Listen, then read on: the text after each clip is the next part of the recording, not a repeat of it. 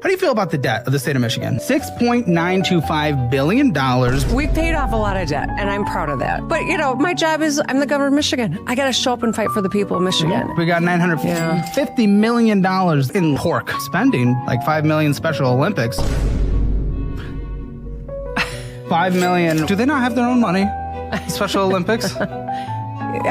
Are you against Special Olympics? No, not the biggest fan of taxes sometimes. I get it. We are making changes to have more transparency, to make sure that people who are promoting whatever project they want to get done have to do it so many days in advance so that the whole world can scrutinize it, so that they can make their case that it's the right thing to do. And trust me, I qualify for the Special Olympics. I'm $1.6 million Grand Rapids Ballet from the States? Why can't Grand Rapids do that? It's a good question, Caleb. I'll have to tell you what legislator asked for that, and you can ask them that question. That's just, I love my home state. I know. Well, this doesn't make sense when you're looking at it from 40,000 feet. I get it. But don't we?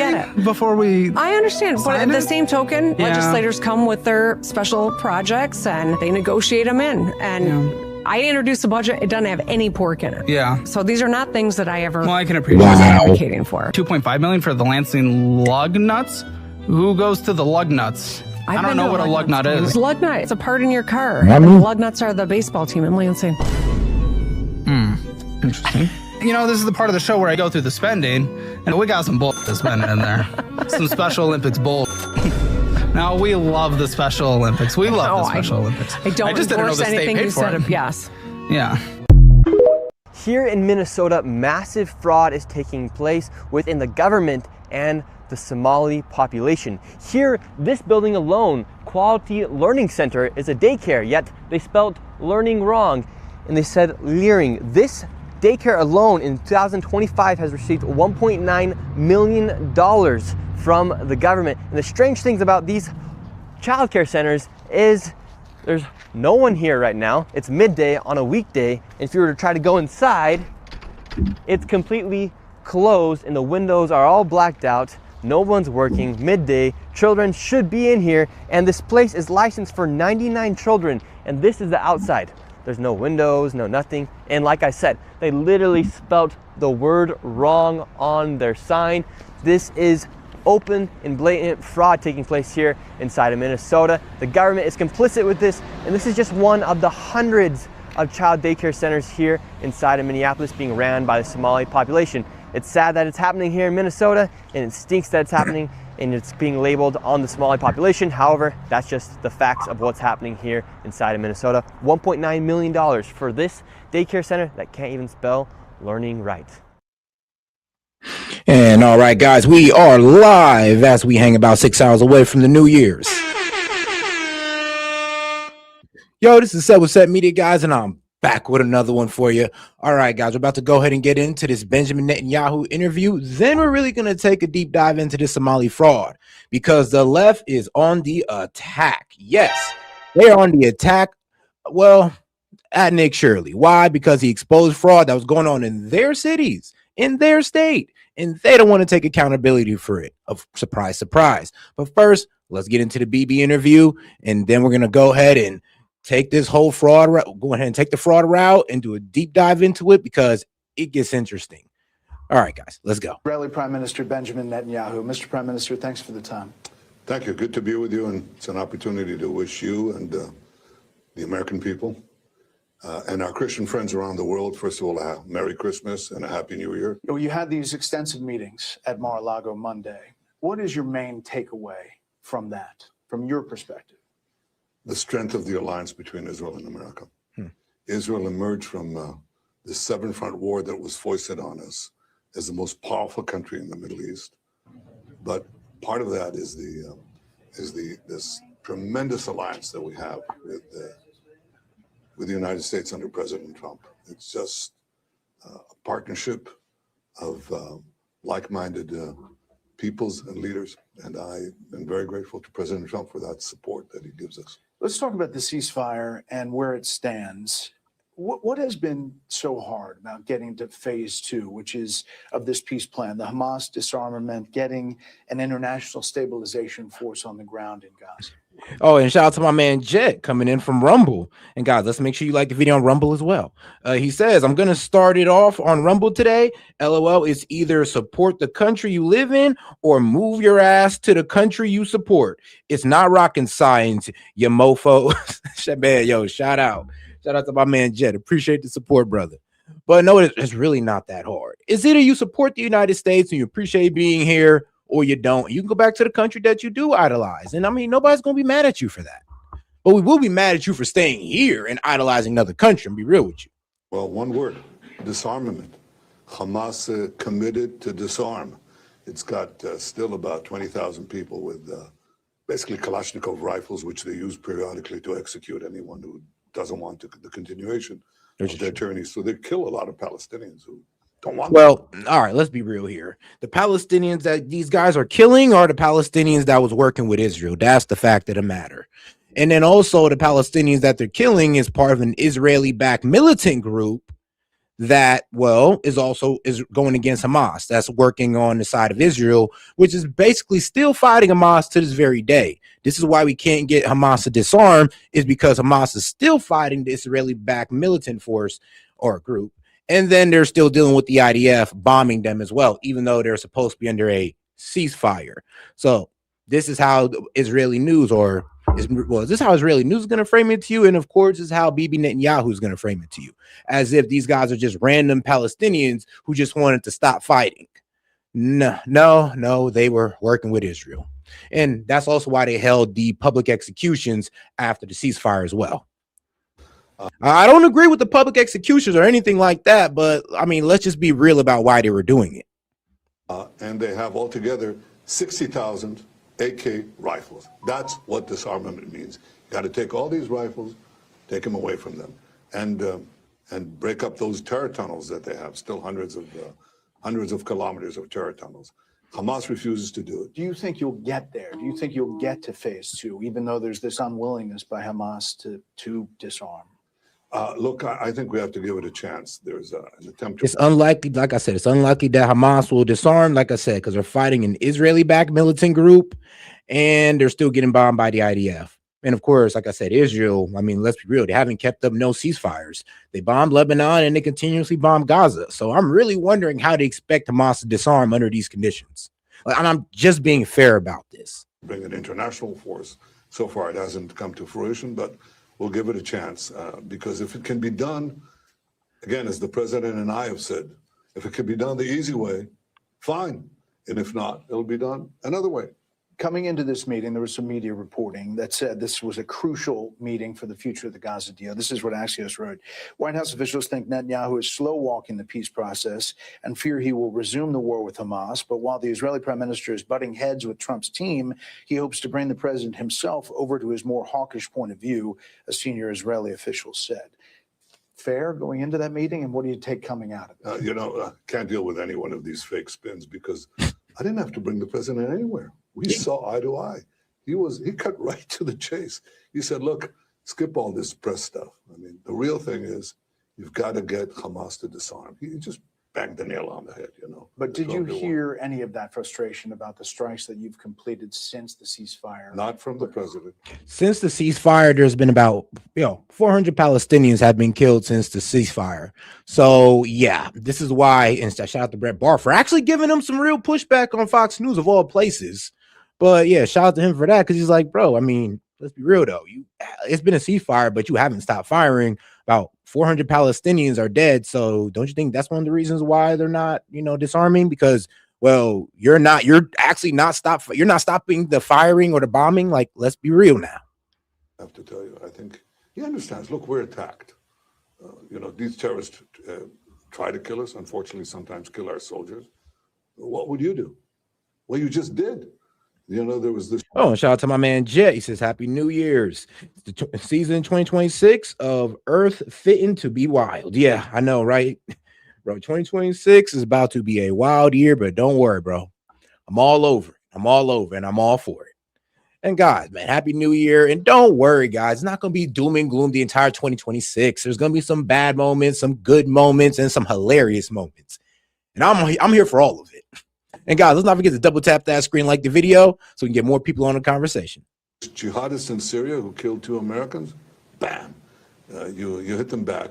And the president instinctively and in any other way, conceptually, understands when you're fighting terrorists who want to kill you, kill them first or kill them in response.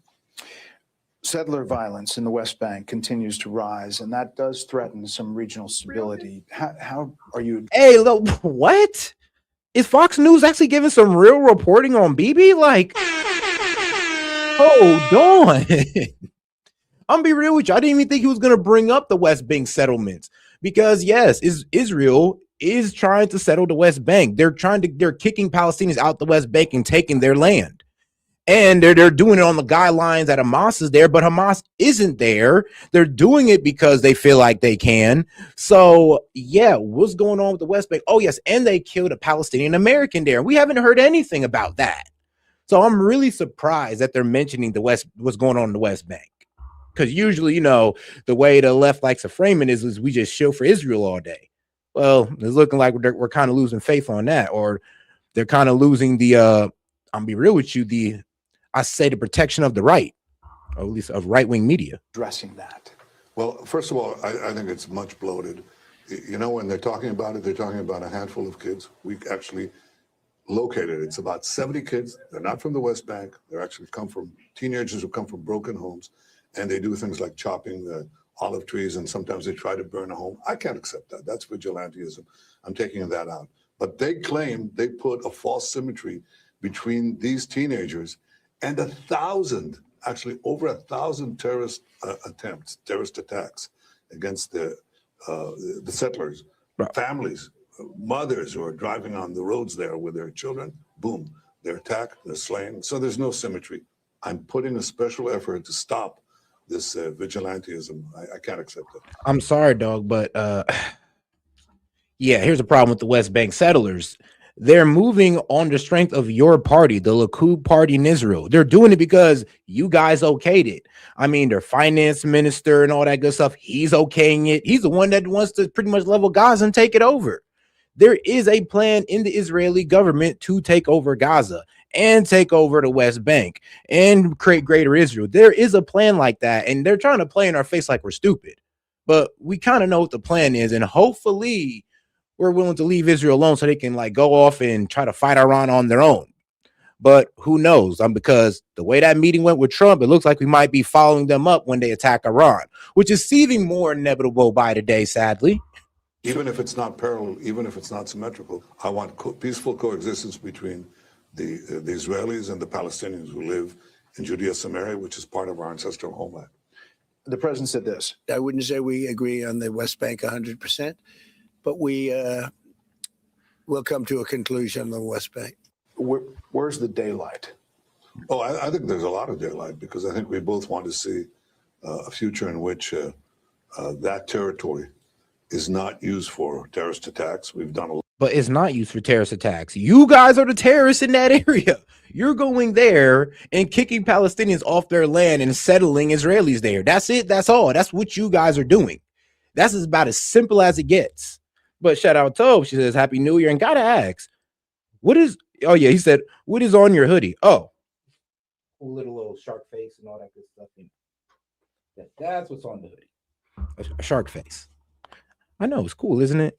A lot of things in that regard. I appreciate you, Tove. A lot of infrastructure there, both for us and for our Palestinian neighbors. And I think there's a lot of room to talk about it. But I think ultimately, you know, Israel has to have the military control over this area because it's so tiny. Do you see an international stabilization force in Gaza being on the ground in 26? Do you see a new government that you could live with in Gaza in 2026? I think you have to ask, as far as the second question is concerned, a new government in Gaza is possible if you disarm Hamas, because no one's going to come in there if Hamas stays armed, and they'll put a bullet right through the back of their head, you know, anyone of any potential new government. So the answer to your question is, if we disarm Hamas, whether with an international force or by any other means, yes, I see a different future for Gaza. And it's the one remaining step. Everybody understands that. I think Hamas understands it. That's why they don't want to do it, because, you know, the point here is not to negotiate with Hamas. That's not the job, their job. Their job is to vanish, stop, no more. And you know who wants it more than anyone else? The people of Gaza. The president talked about the threat from Iran. How much has Iran rebuilt its nuclear and ballistic missile capabilities since? And like I said, he says this as they continue to bomb Gaza. And he says this as he's backing a Israel-backed Palestinian militia group to fight Hamas. He says all that while supporting all this. I just want to let you guys know. That's why I don't like Bibi either, because he'll say, oh, no, we just want them to disarm. I mean, bro, you're doing everything in the world to make sure that they don't disarm. Yeah. Well, it's trying to, and the president was correct when he said that, you know, the Fordo thing was obliterated, so they're trying other sites. They'll try that. They also are trying to recover their ballistic missile production facility. With no proof. You know, we set them back considerably. Now, we have no proof of Iran trying to, you know, resurge in, well, uranium, pretty much resurge in the proliferation of the uranium. We have no proof of that. What we do have proof of, and Iran has said it public themselves, is the advancement of their missiles and their missile defense system. Now, that we have proof of. So if he's talking about Iran upgrading their missiles, well, yeah, they said it publicly. But if he's talking about Iran restarting their uranium enrichment program, there's no proof of that. But we'll see what comes out later on, though. You never know. In both areas, but yeah, they'll try. And I think the president was right to tell them, hey, don't. That's basically what his message was. And I think with Iran, the real issue is they should accept the fact that they shouldn't have nuclear enrichment capability. They should take out all the material that they've already enriched, take it out of Iran, and have inspections. Judging by the president, Iran's president over the weekend said that his country is in, quote, full-scale war with the U.S., Israel, and Europe. What do you think the chances are, if you were to put a percentage on it, that Israel, or the U.S. is going to have to take some action again inside Iran?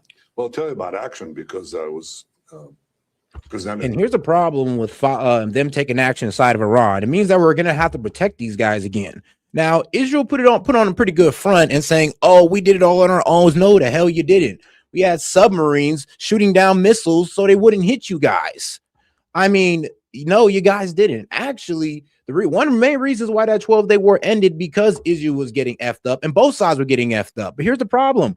Israel couldn't keep on defending itself against Iran, but Iran could shoot missiles for days, though.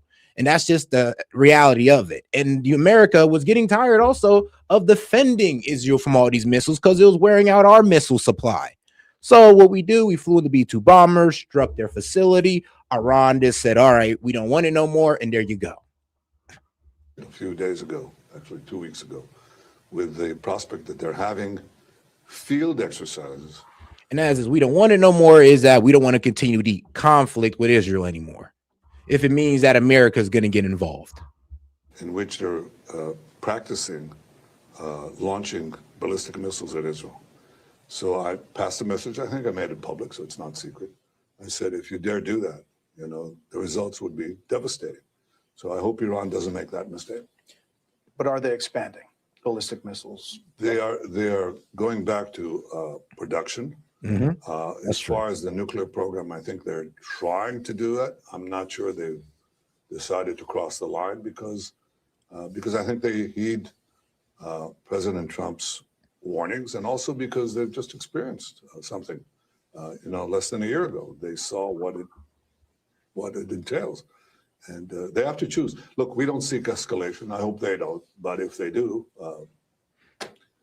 all bets are off. I mean, shoot, just don't attack them first, and we'll believe you, BB. Just don't attack them, and we'll believe you. What are the prospects of expanding the Abraham Accords? Really good. Syria, with Saudi Arabia, what's next? I think it's possible, precisely because of the great achievements that we had fighting the Iran in its axis. Hezbollah is a shadow of itself. The Houthis are not what they were. True. Hamas clearly not what they were. And Iran, too. You know, Iran was a first-rate power. It was. I mean, yeah, now it's suffering from crazy inflation, water shortages. I mean, oh yeah, and they're protesting about this crazy inflation right now. So they're kind of, yeah, we might actually get the regime change we want. You never know. But the word on the global streets is that the Mossad is the one running these protests, because there's been crazy inflation going on in Iran. But let's be quite honest here. I mean, how long could the people deal with this crazy inflation? And due to the sanctions, and it's all because that, you know, the Ayatollah won't play nice with the U.S. And there is parties in Iran that want to play nice with the U.S. They just aren't in power. But they do have a seat at the table, though. I will say that. They do have a seat at the table. Like their president. The president of Iran actually does want to play nice with the U.S., believe it or not. But not the Ayatollah so much. And shout out to my man Jet. He says, video in GC, Walls needs impeached, arrest, and put in prison, and put around people that went from snatching souls to snatching booty holes. then he'll need a tampon. Damn. Cooked. He'd be cooked. Carrying, starting around the Middle East and the world as though they were a superpower. And so people are open to peace agreements. I hope we can do that with the Saudis and with others. And by the way, also with Muslim countries outside the Middle East who are very interested. You know why? Two reasons. One, as I told you, Israel is a very powerful military country and people want to partake of our knowledge. But the other thing is, we're just a high-tech juggernaut. Our economy, after 2 years of war, is going through the roof. So I think that helps peace too. Yet you are a leader who has I know, because we fit the bill. Yes, we fit the bill. been embattled. Right. You are facing a trial. Right. And you say all these positive things are happening, and the war is, in your mind, heading in the right direction.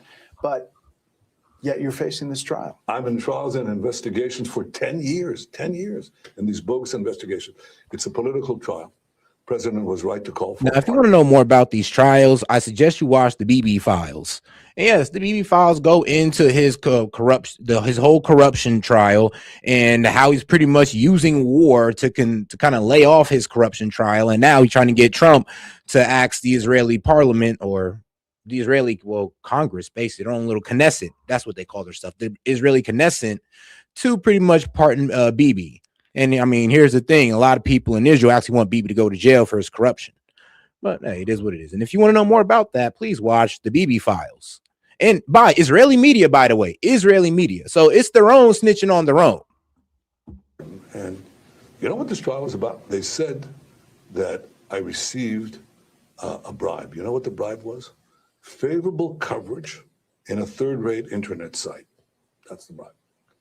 2 years ago, the judges called the prosecution that is politically motivated, and they tell them, hey, wait a minute. Prime Minister didn't receive positive coverage. He received negative coverage.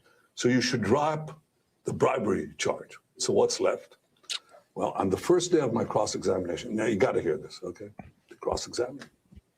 And they say, Prime Minister, 29 years ago, your son received a Bugs Bunny doll. That's what they're cross-examining. And about cigars I received from a friend. Wrong. That's box of cigars you received that was a friend, and really expensive champagne for you and your wife, and of course other lavish gifts as well.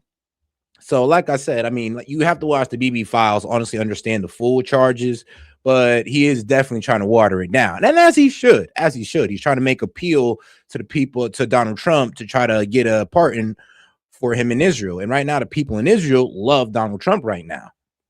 the trial. So it's ridiculous. It's been dissolving, and the president is right to ask for a pardon. He said this. How do you not? He's a wartime prime minister who's a hero. How do you not give a pardon? You know, I think it's a very hard thing not to do it. I spoke to the president, and it's on. I mean, he tells me it's on its way. President Herzog's office denies that the president's statement about recent conversation with him on Netanyahu's pardon. There's not been a conversation between President Herzog and President Trump since the pardon request was submitted. That's according to the president's office yesterday. What's your take of where it stands? I'm sorry, but if you actually know about these charges, the bribery charge, it's too blatant. It's too blatant, and he's just caught. That's why nobody's looking at it like, no, bro, we're not going to pardon you. We appreciate the wartime presidency, or or being like you handling the war through your leadership or whatever. But yeah, you're definitely guilty of those bribery charges. But we appreciate your service. Like, I'm gonna be real with you. I guess you did what you needed to do. Now, even though I disagree on how he protected his country, he protected his country. I'll give him that. I don't know about their conversations, but I do know that the president, who's a terrific friend, and trust me, it's not like I didn't want him to strike back Hamas. I'm okay with this man striking back Hamas. It's just that, when you kill 53,000 people, you were hoping that most of it would be Hamas, but sadly, only about like 8,900 were, and the rest of them were citizens. So that's where my disagreement comes in, not through attacking Hamas, but through the reckless bombing of innocent women and children and other civilians. he just cuts to the chase. He said, "What the?" He knows this is ridiculous. Obviously, there's other people that describe the trial differently than you're depicting it, but from your point of view, bring your camera. Right. To the critics who say that you want this war to continue to help your political future, what do you say? The war to continue? Yeah, the battle. This is so vicious and so false. I've been to war. When I was 18 years old, True. Joined the Army and Special Forces. Yeah, lost his older brother. One of my best friends died in my arms, received mortar shrapnel. He died in my arms, I lost friends. I lost a brother. I saw what happens to my parents. I saw what happens to bereaved parents in Israel. I just had a family here with the last hostage, a hero of and everything he's saying is true. Yes, Bibi, he was part of the Israeli military, or the IDF. I mean, his brother did die in war. He has friends that died in war. So it's a bit weird how you are trying to push war with Iran right now. It is a bit funny how you have that past. You understand the horrors of war, but yet you're trying to pop it off with Iran, like crazy. Israel, who died. We're trying to recover his body. He killed 14 terrorists until the last bullet, and he died. Right, and Ron Geely. Ron Geely, yeah, he's an incredible hero. And I see the depth of grief, So you have to go through that to understand the cost of war and the pain of war. That's the last thing I want. But I think we've had a tremendous victory, series of victories. But the real victory would be the ability to translate that into the fruits of peace. When I led the country into this war and now lead them into the search for peace. I'm on a mission. And the mission, you don't want power for power's sake. It's what you do with it. And what I want to do is to secure the future of Israel and to give it a future of peace, prosperity, and security. It's not only for us. It's for America. It's for our, I started out with a call and a greetings to our Christian friends. Christians in the Middle East are being persecuted everywhere. So when I talk about helping Israel, we're also talking about helping those in the Arab world and in the Muslim world who want to make peace with us, and minorities like the Druze in Syria and the Christians in Syria and elsewhere, give them a better life, the kind of life that Christians have in Israel and only in Israel and the Middle East. Speaking of Syria, is President Trump wrong to trust the interim president of Syria, al-Shar? Christians in Gaza, I think too, he wants to give okay. him a chance, as do we. But look at what happened. We saw the 1-year anniversary of the, of this new government, and they have a march, a parade of their army. And unfortunately, half their army are jihadists. We'd like to see if we can have a different relationship with them. We have talks, which we never had with the Assad regime. And I hope it leads to a future of peace. Last thing, what is the biggest lesson that you've learned since that horrible day of October 7th? And characterize, if you could, what you see about anti-Semitism around the world and where it stands today. Now, I'm just going to throw my own little bit of conspiracy in there, but I ain't gonna lie. The October 7th kind of looks like their 9/11. Like, October 7th should not have happened. Like, there's just too much. There was too much protection on the Israeli border. I mean, you couldn't go 10 feet without seeing a soldier or 19-year-old with a rifle. Even Charlie Kirk even came out and said October 7th should have never happened. So let's be real, like that needs to be investigated because it might have been their 9/11. But until that investigation happens, I mean, it is what it is. I think the lesson actually goes back to the Holocaust. I mean, trust me, even if it was discovered to be like our 9/11, it would still be considered a terrorist attack. Like, even then. If somebody says they want to kill you, they want to destroy you, annihilate you, believe them and be prepared at all times to fend them off. We've shown that very ably with the courage of our incredible, heroic soldiers, just incredible. With the case of communities around the world of Jews, as in Sydney or Mascot or here in the United States, you had these horrible things happen here too. I think it really depends on the position of the government. Do they speak out against it? President Trump does. Many governments don't, and they should. But Jews around the world should always know that Israel will stand by them and will help governments who want to fight anti-Semitism. And the last thing I would tell you is anti-Semitism starts with the attacks on the Jews, but it never ends there. It goes on to others, blacks, Hispanics, and so on. Eventually, it just poisons the entire society. So it's not merely in the interest of the Jewish people to fight anti-Semitism. It's the interest of all free societies to stop it. I mean, bro, we already fight the hate of all groups. Like we don't stand for any hate for any group already. The problem is though that y'all kind of twist anti-Semitism to something crazy now. As one of the rabbis said, it's now has an ever evolving definition, which is wild to say right there. I mean, like, okay, so you could pretty much place the definition of anti-Semitism to whatever suits your argument. And this is exactly what's happening. Anti-Semitism is being used to fit your argument when they just want to denounce what you're saying, or they don't even want to hear it. So they just call you an anti-Semite. So yeah, we all agree that there should be a hatred of no group, Jew, black, Hispanic. We don't care. We don't like it. But when you guys sit there and try to use anti-Semitism to avoid criticism, that's where you kind of got us like bent right there. Like nobody's going for that. Well, some people are, but not me. All right, guys, let's go ahead and get over to CNN as they pretty much, revealed what I've been saying. Protest erupts in Iran over inflation crisis. All right, guys, let's go ahead and get right into it.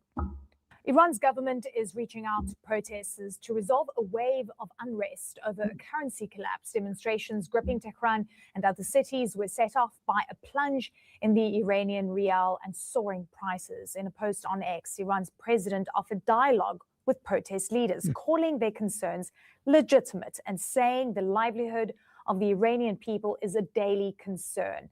CNN's Nada Bashir is following this from London for us. Nada, good to have you with us. I mean, the inflation rates, according to statistics coming out of Iran, it's sitting at 42% for the month of December. This is very high. Give me a sense of what reforms the Iranian government could implement to try and ease some of this crisis that's playing out. Well, look, Eleni, we haven't seen any concrete commitments being offered by the government just yet, just that offer of dialogue with protesters. And we are continuing to see protesters taking to the streets in Tehran. We've seen that video on social media being shared of protesters around Tehran's markets and bazaars, a standoff with police in central parts of downtown Tehran. We're also seeing university students today taking part in marches. I swear, the way they frame Iran, you would think these guys would be getting like shot up by now and dispersed like it's China or something. Around the University of Tehran. So we are clearly seeing some momentum building in these protests taking place across the country. And as you mentioned, this is all surrounding this economic crisis that we are seeing in the country with inflation rising. And this is a real daily struggle for many in the country. We're seeing a sharp increase in the prices of food, of essential medical supplies, of gas prices. Oh, guys, do me a favor and double tap that screen, like the video, guys. Let's get more people on the conversation by double tapping that screen. Appreciate the support, guys. If you have any questions, comments, jokes, or disagreements, I'll be happy to read it out loud and engage with it. Just $2 and up, or if you just want to share some information as well. So people are really feeling this at home on a daily basis, and this has clearly sparked a lot of anger and uproar in the country now, particularly as there has been some indication of potential tax rises in the new year as well. So clearly a lot of dissatisfaction with how the government is handling this economic crisis. And of course, when it comes to the situation with regards to foreign relations, there is concern around comments being made by the US President Donald Trump around potentially taking further action if Iran seeks to rebuild its nuclear capabilities. And of course, those tensions remain high following that 12-day war that we saw just a few months ago. So clearly, there is a huge feeling of unease amongst the Iranian population. At this stage, what we have seen in terms of tangible action is, according to state media, the resignation of the head of the central bank, Mohammad Reza Farzin. Rumors had been circulating around his possible resignation in response to this economic crisis. But clearly,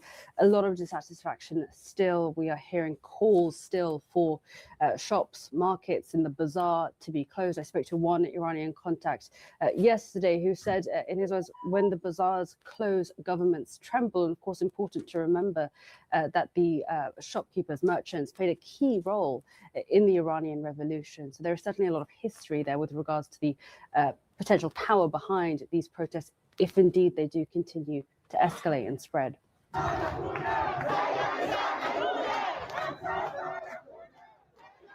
All this protest erupting in the western city of Hamadan. Iranians voicing their anger as Iran's currency hits an all-time low and inflation soars. And in Tehran, shopkeepers hit the currency. Yeah, let's be real. The sanctions don't help, and of course, their water shortage don't help. And then, I mean, let's be honest. You don't think that little 12-day war with Israel was expensive? Yeah, it sure did. It cost them. I'll tell you that right now. So yeah, they're definitely going through it. And I'll be honest with you, the only way I can see out of it is if we probably lift some of them sanctions off them, but they'd have to be able to play nice with Israel and the United States. And that would probably require them to, well, I'll be real with you, disarm their missiles and disarm any nuclear capability that they were working on, or cease it. By the currency. I don't think they're going for that. Currency are playing a major role in the demonstrations. Take a look at this, which are the largest since Mahsa Amini died in police custody in 2022. Now, elsewhere in the capital, footage is showing us a standoff with police. The tension and smoke hanging thick in the air. For perspective now, I want to bring in Abbas Aslani. He is a senior research fellow at the Center for Middle East Strategic Studies based in Tehran. Abbas, really good to have you with us. You're based in Tehran. I want you to give me a sense of, firstly, what you're seeing on the ground in terms of these protests, and importantly, the inflationary impact on average Iranians. Eleni, thank you for having me. In order to understand the current pulse on the streets in Tehran, we need to appreciate the nuances of the situation. Let's identify the epicenter of this. This started and originated from the Grand Bazaar in Tehran, which is the heartbeat economy of the capital city. And so it happened as a result of the fluctuations in the currency as well as gold markets, which resulted in the increasing prices of the other commodities. And they say that when the market sneezes, the rest of the economy catches cold, or this could create, let's say, economic hardship for the other parts of the country. But it is important to remember that these protests should not, let's say, make us to make a mistake that a localized protest for a widespread, let's say, uprising in the country. In terms of the size and the scale of the protest, it seems to be remaining relatively small. Geographically, it has been tethered to the market districts in the capital city.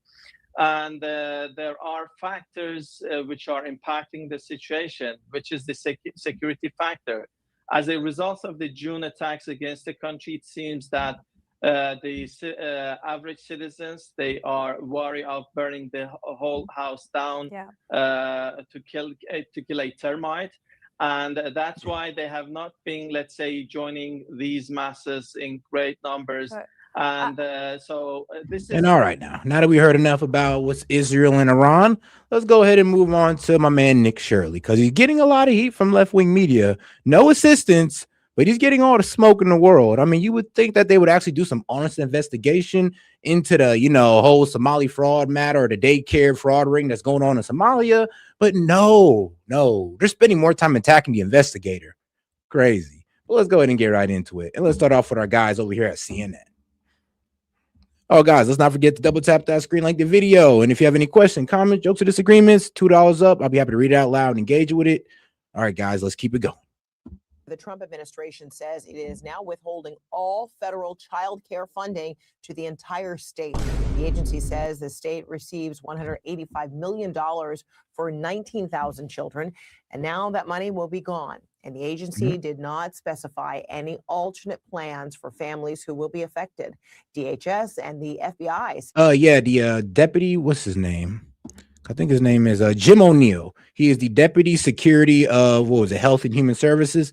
So shout out to this guy, because he actually came out and said it right here. We have frozen all. Let me go ahead and get you right to the page. He says we have frozen all child care payments to the state of Minnesota. All of them? Yes, all of them. Go ahead and big scream it for some of you guys. So let's go ahead and hear what you got to say. Shout out to this guy, man. You know I had to shout him out. Like, come on now. He being a real one. But let's go. Hello, I'm HHS Deputy Secretary Jim O'Neill. I'm here with Assistant Secretary Alex Adams. Alex oversees the Administration for Children and Families. Intrepid journalists have made shocking and credible allegations of extensive fraud in Minnesota's child care programs. We believe the state of Minnesota has allowed scammers and fake daycares to siphon millions of taxpayer dollars over the past decade. My office, ACF, provides Minnesota $185 million in child care funds each year. That money should be helping 19,000 American children, including toddlers and infants. Any dollar stolen by fraudsters is stolen from those children. Yesterday, I spoke directly with the director of the Minnesota Child Care Services Office. She could not tell me with confidence whether those allegations of fraud are isolated or whether there's fraud stretching statewide. Today, we have taken 3 direct actions against the blatant fraud that seems to be rampant in Minnesota. First, I have activated our Defend the Spend system for all ACF child care payments across America. Starting today, we require a justification, receipt, or photo evidence before we make a payment. Second, I have just signed and sent a demand letter to Governor Walz. I required a full 360 review of these centers. This includes attendance records, licenses, complaints, investigations, and inspections. And third, we've launched a dedicated fraud reporting hotline and email address at childcare.gov. Whether you're a parent, a provider, a member of the public, we want to hear from you. Let me be crystal clear. ACF expects every state to uphold the... And I'm going to be actually, I'm about to be doing my own work. Because like I said, I'm in Columbus, Ohio. I even went ahead and DM Nick Shirley like, bro, if you need anything, I'm here. I got you. I mean, bro, I'm even willing to run security. I mean, you may not be able to tell, but I'm actually a pretty fit guy. I'm about 6'2", so I can hold my own. So, bro, whatever you need, I got you. And I'm willing to go there myself. And guess what? We can report these guys at childcare.gov. So if you're in Columbus and you're like me, you also want to get out there, go to these places, see if you can even get in there. I don't know, wear some type of camera, have your phone on record, but don't just hold your phone up because they're going to know you on bullshit. But yes, like do you can do your own investigative work, get the evidence and report it to childcare.gov. And let's get this fraud shut down. Highest standards of oversight, monitoring, and accountability for federal dollars. Minnesota is no exception. We're committed to holding bad actors accountable. Regardless of rank or office, anyone who's involved in perpetrating this fraud against the American people should expect to be prosecuted to the fullest extent of the law. And shout out to my man Jet, because he sent the video in. Go ahead and pull this one up as well. This is absolutely mind-blowing. So I was watching the most recent video by Nick Shirley exposing these daycare centers. Now, they're going daycare to daycare, and the next one that they go to is called Sweet Angel Childcare. This is where they show up to. And this is the business right here. Sweet Angel Childcare in Minneapolis, Minnesota. Now, listen to where this phone number goes to when you call this childcare center.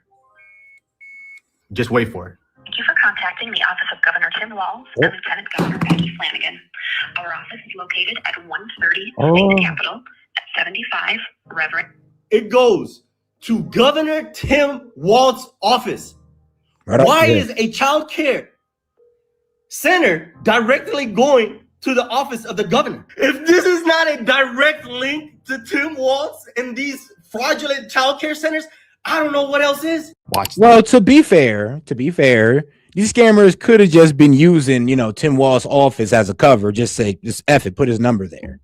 So just to be fair, they could have just did that.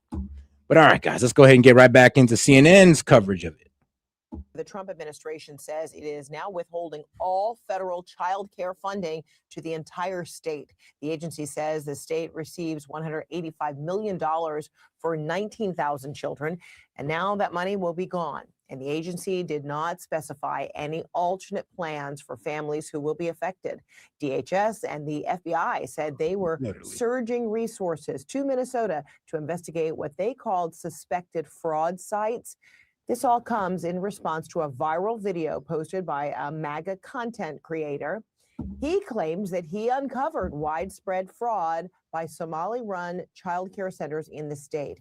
CNN is looking into those claims and has not independently verified the accusations, but the Deputy Secretary of Health and Human Services is taking the allegations at face value. Take a listen.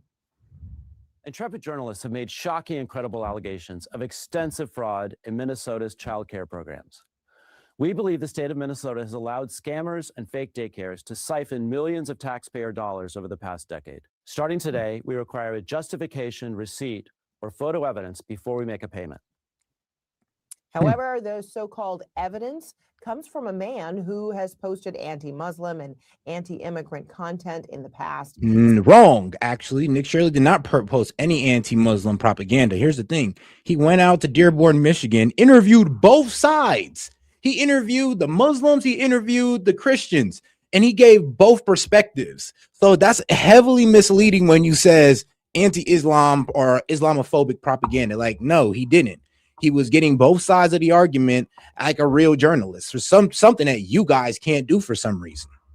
CNN's Whitney Wild speaks to the man behind that video and takes a look at his claims. We're from CNN. Can we talk to you? This is MAGA YouTuber Nick Shirley. Back at a daycare in Minnesota, he alleged was a fraudulent facility in a now viral video. People are going to say this is a left or right issue, but no, fraud is fraud. And so I'm not out here trying to put a twist on things. Shirley's viral video, released over the weekend, in which he says he's uncovering tens of millions of dollars in fraud at Minneapolis daycares run by the Somali community, was retweeted by Elon Musk and Vice President J.D. Vance. And here's the thing. One of the places that they shut down, the Leering Center, because that was like the most obviously fraudulent one. Yeah, check this clip out. I will share that our team was notified that Quality Learning Center closed just over a week ago. And I believe the details that were given at that time were around space concerns. And that's what was, I will. So yeah, lady from their office pretty much confirmed that, they was closed down over a week ago because of the quality concerns. So how are they out here still collecting a check and trying to fake like, they're not fraudulent? Stuff that CNN won't show you. In the video, Shirley tries to open locked doors and talk to people at various daycares he claims are frauds. Did you come during their normal operating hours when you came to visit? I came at 11 a.m., I believe, and I also came the following day later in the day. The point of it is not whether or not I came at the right time of their operation hours. The point is that blacked out doors, they can't give you any information. You call that number, no one answers. I wasn't trying to go inside, and there should be a way for. And guys, these guys have received about $2 to $3 million over the past 3 years in taxpayer dollars for what I believe to be about 60 to 90 kids they're supposed to have. 60 to 90 kids. And I mean that's what they're getting millions of dollars for. But when CNN went in there, and of course they let CNN in, how many students they had? And CNN didn't ask no questions about this. They had 12 students, a dozen students in there, and CNN was just like, okay, everything's good here, guys. I guess the kid was just lying, but you didn't go over the facts and just actually figure out, there's supposed to be 60 kids in here. And I get not all kids show up on all day, but I'm like, dog, at least have 15 50%? Like there should be 30, not just 12. We're giving you guys millions of dollars, well, or $1 million or thousands of dollars to take care of these kids. And there's only 12 kids? Like what's going on? But they didn't tell you that part, huh? They forgot about that. You actually be able to call that number and somebody be able to answer. These aren't real businesses. But surely you don't think a daycare should just be unlocked. You shouldn't be able to just walk into a daycare. No, that's true. No, that's true. Most daycares do have a closed, like, honestly, they are supposed to not let, like, really anybody in without an appointment or without properly verifying who they are. But you can walk up to a daycare, knock on their door and be like, hey, yo, can I check out rates? Now, the complaints, I'm gonna be fair about this. The complaints of the Somali community was that, hey, we thought he was ICE. And then the other complaint was that, oh, well, he showed up with a lot of people and scared us, so we didn't want to let him in. And then there were videos that Nick Shirley kind of, let the security hang back. He walked up there and they still denied him access. So it's either one, these guys are discriminating against white people. I mean, two, they're trafficking children, or three, there's some fraud going on. Right now, I'm kind of hoping three. No, every daycare is locked. Their doors are locked. And so, okay, you bring up a fair point. Then why can't they actually give me information how to enroll a child? That's a good point. That's also a good point. I mean, they didn't have to be disrespectful. They could have been an upright establishment, just be like, all right, look, bro, here. This is how you get in. This is how you get enrolled. Even though we know you're the media, here. So let's play it cool. Let's play it clean. We have nothing to hide. Here's some information how to get your kid in. You need this, that, and the third, and we'll see you tomorrow if you're actually serious. And then he wouldn't be able to call them fraudulent because they're actually willing to give him service. They're willing to show him how to get in and all that good stuff. When you call the number, it leads to them and not just some random place. Federal law enforcement has been investigating fraud in Minnesota for several years. Both Attorney General Pam Bondi and FBI Director Kash Patel said on social media they've indicted dozens of defendants. DHS has posted multiple videos of agents they say are conducting a massive fraud investigation. Do you think that federal law enforcement hasn't done enough? I mean, they would say, look, these fraud cases have been going on, but they've already done like 80 indictments. The cases have been going on, for years. And why did I show up one day in Minnesota and go to all these daycares, no children, they're receiving millions of dollars. We uncovered nearly $110 million in fraud in one day. How do you know that all the allegations that you're making are true? How do I know that they're true? Well, we showed you guys what was happening, and then you guys can go ahead and make your own analysis. We're coming so we can make our own analysis. Are you 100% sure you're true? Yeah, I am 100% sure I'm true. CNN is looking into Shirley's claims. Hi, my name's Whitney Wild. I'm a correspondent for CNN. Bro, what? We reached out to several of the daycares featured. Hold on. I'm sorry, but now, if you're doing a proper investigation, right? Why are you calling in as a CNN correspondent as if they're going to tell a CNN correspondent the truth? Wouldn't you want to, if you're running a proper investigation, wouldn't you want to call in as a parent? Make sure you got your text me number. You use a local number from Minnesota, get your local number. It's pretty damn easy. And then call them and ask them, hey, how can I roll my student in here? And if they're acting funny about it and they tell you they can't, then that should verify your claim. Not you calling as a CNN correspondent, think that they're going to be truthful with you. Like, are you serious? But okay, though. Let's watch her do this so-called investigation again. Yeah, I am 100% sure I'm true. CNN is looking into Shirley's claims. Hi, my name's Whitney Wild. I'm a correspondent for CNN. We reached out to several of the daycares featured in the now viral video. Only one daycare facility answered and said they are a legitimate business. Have you seen the videos, purporting that some of these daycares don't have kids inside? Minnesota Republicans say despite the new... Oh my God. Like, bro, CNN, man, look, man, hire me. I could get to the truth faster than this lady right here. How could you not? Like I said, all you have to use a text me number, get you a local Minnesota number, call these people and ask for a tour, ask to see how you can get in, and there you go. And then actually go on that tour. You will see the kids, you'll see all that, and that is how you disprove Nick Shirley. Not calling in as a CNN correspondent like they're not going to run defense for themselves. Like, are you serious? Focus from the Trump administration, they have been sounding the alarm on fraud for years. You know, we have talked about fraud. We have gotten stories. We've tried to push this forward every way that we can. At the daycare where Shirley showed back up, a stream of children walk inside. You're saying that this is a fraudulent daycare. There's kids being dropped off right now. Yes, the commissioner of children literally said a week ago this place was closed. Did you know They're that? showing face right now. A viral video, disputed claims, and their full fallout remains to be seen. Dozens of fraud cases that DOJ is touting began during the Biden administration. Back in 2022, True. the U.S. Attorney's Office for Minnesota announced 47 indictments for this massive fraud scheme. Since then, they've indicted more than 30 more people, and in total, they have secured at least 56 convictions. Whitney Wild, CNN, Minneapolis. The group chat is back to talk about all of this Crazy. right now. And Crazy, guys. And you know what? They're right. No, this is actually got brought up in about 2020. So shout out to Project Veritas. And I'm about to show you guys something that you probably didn't hear about. But this isn't the only time that, you know, the Somalians in Minnesota or Minneapolis got caught up for fraud. All right, guys, man, check this out. Shout out Project Veritas. James O'Keefe here in downtown Minneapolis at the scene of the crime.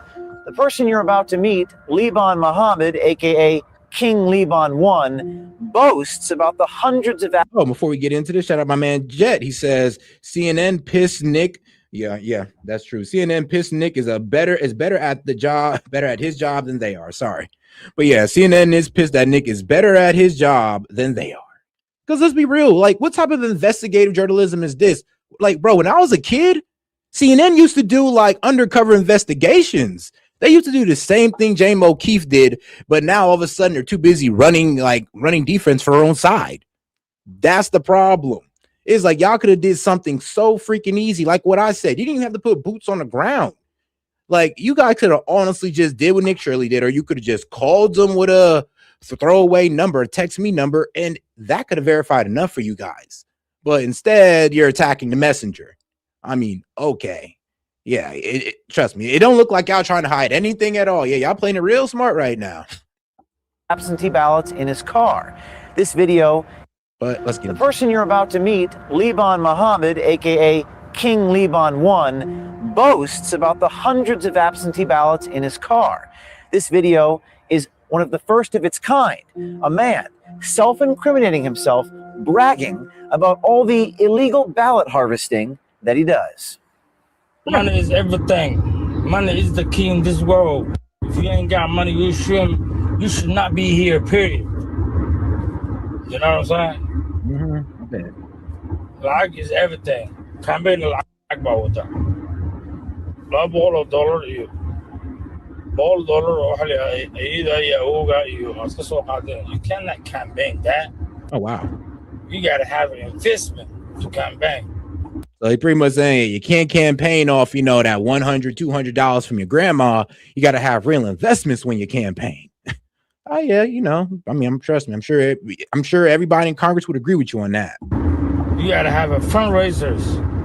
You got to have you got to have the whole team. Numbers don't lie. Numbers don't lie. Whoa. Yo, he says all of these here are absent ballots. Can't you see? Look at all these. My car is full. My car is full. Absent ballots. Election fraud?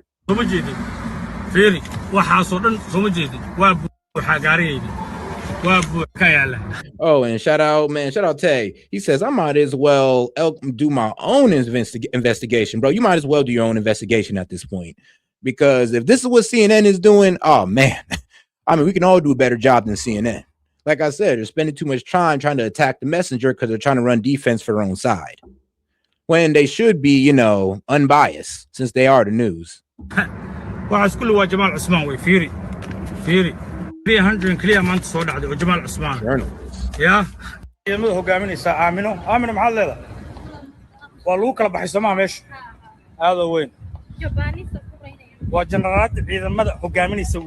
sida aad la socotaan yaa ilaahay haata shaqadu waa socotaa adeer saaka 6 baan bilownay ilaahay haatana waa wadnaa waa noo jeedaa saacadana waa u jeedaan waa eegay horeysa saacadayda oo bixin 2 in the morning still hustling 2 in the morning, still hustling.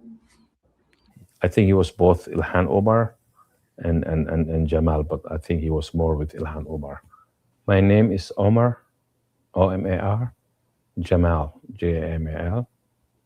I'm right now part of the Ramsey County Sheriff's Office, but also I'm the chair of the Somali Watchdog Group, and I have been involved in the community for the last 20 years. Omar Jamal is the latest brave Project Veritas insider to come forward and expose a voter fraud scheme in Minnesota that will shock you. Well, I want to be part of this investigation because of ongoing election fraud that we feel that we should bring to the attention of everyone. Therefore, chances are we can do something about it. When we spoke with Omar Jamal, he actually repeated our PV insider motto, be brave. Do something about it. Omar Jamal secretly recorded conversations with the players involved in the voter fraud scheme to expose the criminal behavior he says is victimizing his own community and the integrity of the election process.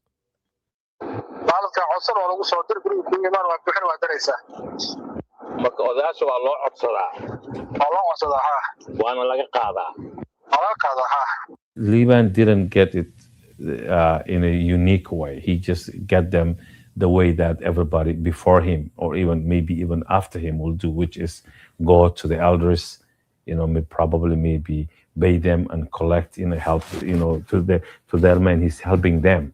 So I think that's the process of collecting from the seniors from their buildings. There was video. You can see the video. There was a video out and about that he has the ballots in his car. Right. And talking about the only way you can win is with money.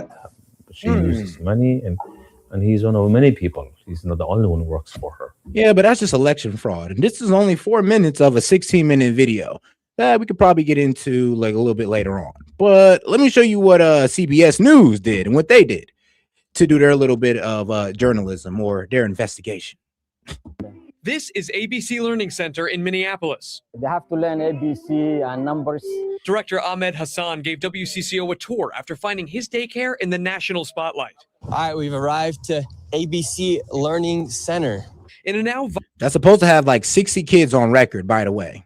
viral video, right-wing YouTuber Nick Shirley claims nearly a dozen daycare centers in Minnesota are taking public funds but not providing a service. He says ABC Learning Center is one of them, knocking on the door in mid-December. I would like to check a child in the daycare. Hassan says his employee didn't respond because Shirley was in a group of about 8 people, and his staff were concerned about recent ICE activity. Is this daycare committing fraud? Hold on. No. Hold on. Now, reasonably, I get the whole 8 guys standing behind them and all that good stuff. I get that.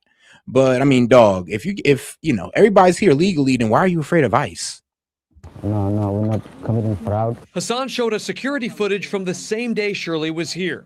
According to the timestamps in the videos, this woman takes a young child into the center at around 9 a.m. that day, about 3 hours before Shirley arrives at the door closer to the street. Within the hour after Shirley leaves, a woman arrives at the other door. Yes, and an hour after Shirley leaves, they're like, they're on to us. Bring more children. Like, quick, bring them in, guys, because one of these guys came over, we might be cooked. With the stroller, a larger family heads inside a few hours later. From the same van. And this is supposed to be a daycare van? Really?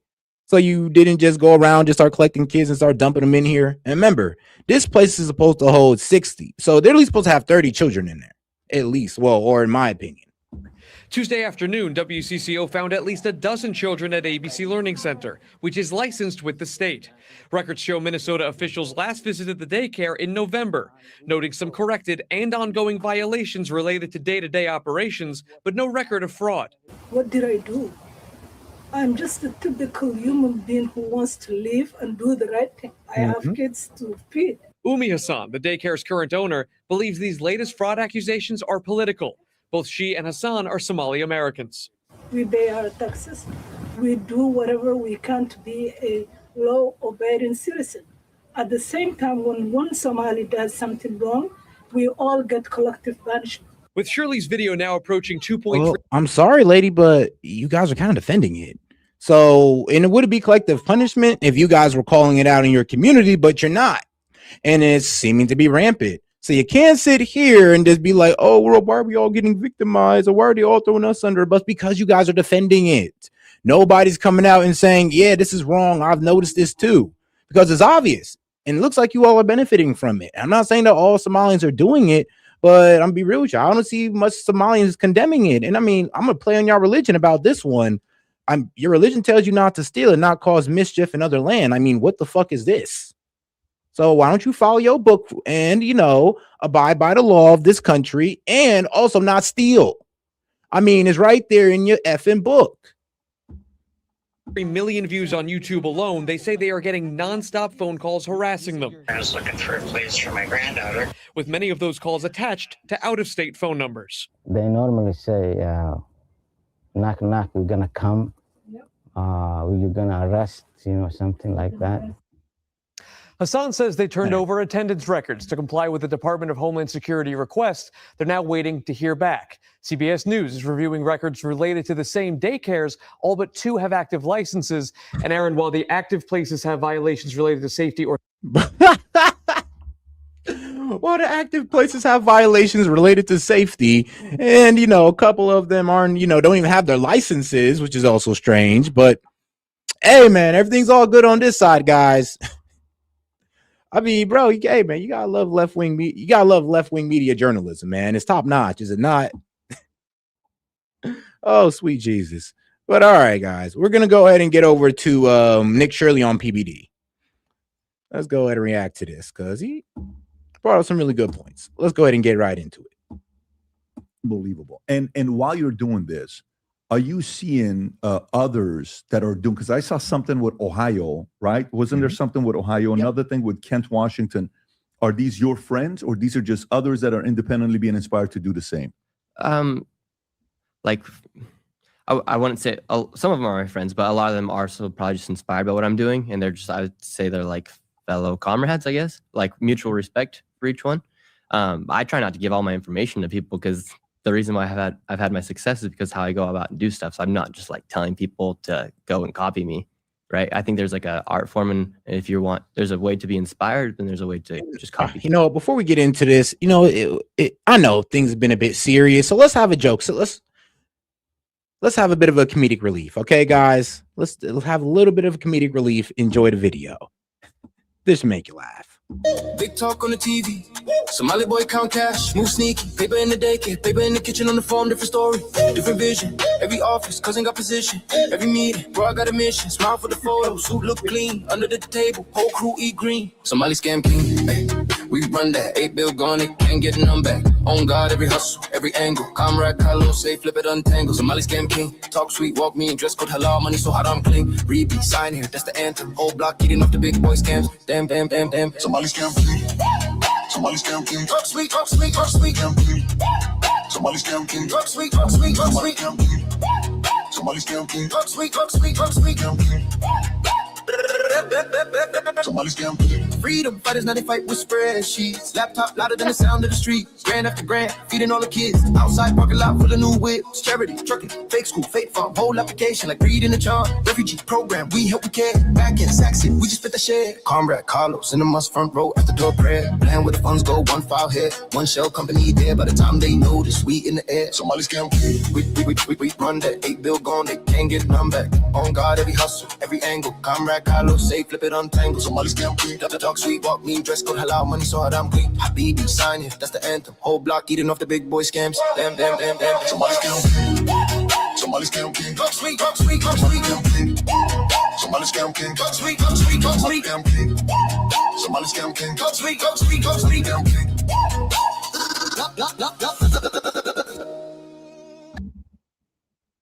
That was freaking hilarious. Come on now. It put a smile on your face. I know you're mad about the Somali fraud, but that put a smile on your face. Come on now. All right, guys, let's keep it going. Yeah, people. Yeah, I will tell you, either way, I think it's phenomenal. Even if other guys are saying, and I'm going to go to what Nick does, go at it, because you can't be in 300 places at the same time, right? Mm-hmm. You have to be in, you know, you can, I'm looking at your eyes. You know what your eyes are telling me right now? You haven't slept a lot. No, I haven't slept. The past 3 nights, I probably slept like 10 hours. Yeah, that's what it looks like. But that's what it takes. I mean, look, here's the reality of it, folks. Let me tell you, today it's December 31st, okay? It's December 31st. It's New Year's Eve. He's not from Fort Lauderdale, okay? What is a 23-year-old doing in a city he's not to just come on a podcast? You know, he could say, well, you know, the average 23-year-old, you know what, why don't we do January 2nd after the New Year's? No. Hey, Nick, I want to do a podcast. I want to sit down and talk to you. Let's figure it out. I'm in Minnesota. Rob calls, boom, boom, boom, boom. He's in here in town. We're doing these are things that, you know, most investigative journalists would need to do. You would expect people like this to do it. But today, the biggest competition they have is independent journalists that are willing to go out there and be edgy, that are willing to have 10 hours of sleep in 3 days to expose a story. So I'm proud of the work that you're doing. There's a lady that made a video and said, Nick, Shirley, please, if you see this. Did you see this video? Rob, can you play this clip? Watch this, folks. Go ahead, Rob. Nick, Shirley. Oh, and this lady's from Columbus, Ohio. And after she, and this is it's crazy, but after she released the video kind of saying, yeah, you guys need to come over here and check out the fraud of the Somali daycares here. Yeah, after that, she got threatened. She was getting threatened by the Somali community. And at this point, I mean, I'm about to go do the same thing at this point. I wish they would, to be quite honest with you. Because it's kind of effed up that your guys are willing to, you know, threaten an old lady, but let's see if you want to do the same thing to a grown man. I hope you see this video. Please come to Columbus, Ohio. The reporting you did in Minnesota was amazing. Epic. Thank you for that. And if you come to Columbus, Ohio, you will find the exact same fraud. You will see the exact same things, daycares everywhere, the home health care. I mentioned that in my video. I do not have your bravery to go out here and knock on doors like you did. I don't even want to leave my room right now, okay? But you could come here and do what needs to be done. Yeah, because she spoke out and it got serious for her. And apparently she must be in one of those Somali heavy areas, because that's the only reason she would know so well about it, is if you're one of them Somali heavy areas in Columbus. And she's talking about Columbus. Please investigate. Please talk to our government officials. And you see how the police escorted you out of that building? Oh, no, please talk to our officials, because, bro, they're selling us the fuck out. And I'll tell you that right now. Like, selling us clean out. They do not care. Bro, you know what? Let me show you my mayor. I think this was my mayor that did this, bro. And like I said, I'm in Columbus, Ohio, so my mayor's a Democrat. And it's kind of crazy when he came out and said, let me see here. Who is this guy? Because I believe he is, the Secretary of State for Ohio. Okay, he's the Secretary of State of Ohio. Bro, check this bullshit out. Instead of defending us, look who's defending. To my friends at the Somali American Chamber of Commerce, hello. It's Frank LaRose, your Ohio Secretary of State, and I just wanted to send you a quick message to say thank you. Just like successive generations of great American immigrant families have done, you all are contributing richly to the culture, to the business life of our state and our nation. This is who, bro, they only hire themselves. No, they don't. I'm just being real with you too. There ain't no hatred for the Somali community in my heart. I love them, but let's be real. They only hire their own. And I mean, it's their prerogative to do so, but let's not pretend like they're giving jobs out to everybody. I mean, no, they not.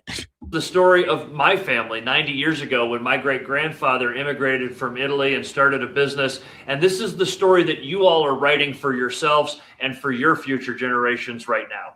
What you all have done is truly, really remarkable. You're giving back so much culturally to this state. And I know that there are many great things to come. I look forward to all of the things that you all are going to do and have been doing as entrepreneurs. I say thank you for that. And damn, like, well, then who the fuck is we? Chop liver? I mean, all right, bro. I get it. Oh, they're adding so much culture and jobs. I mean, not more than us, but all right, bro. It is what it is. I see. I see what it is. And that's why y'all gonna get investigated. And that's why we're gonna put boots on the ground. Because, oh, now Ohio representatives are speaking up. Like the Columbus mayor's running cover for the illegals and the Somalis. You got our Secretary of State. This guy's running cover for the Somalis. Oh yeah, we are in dark times here in Ohio. It's bad out.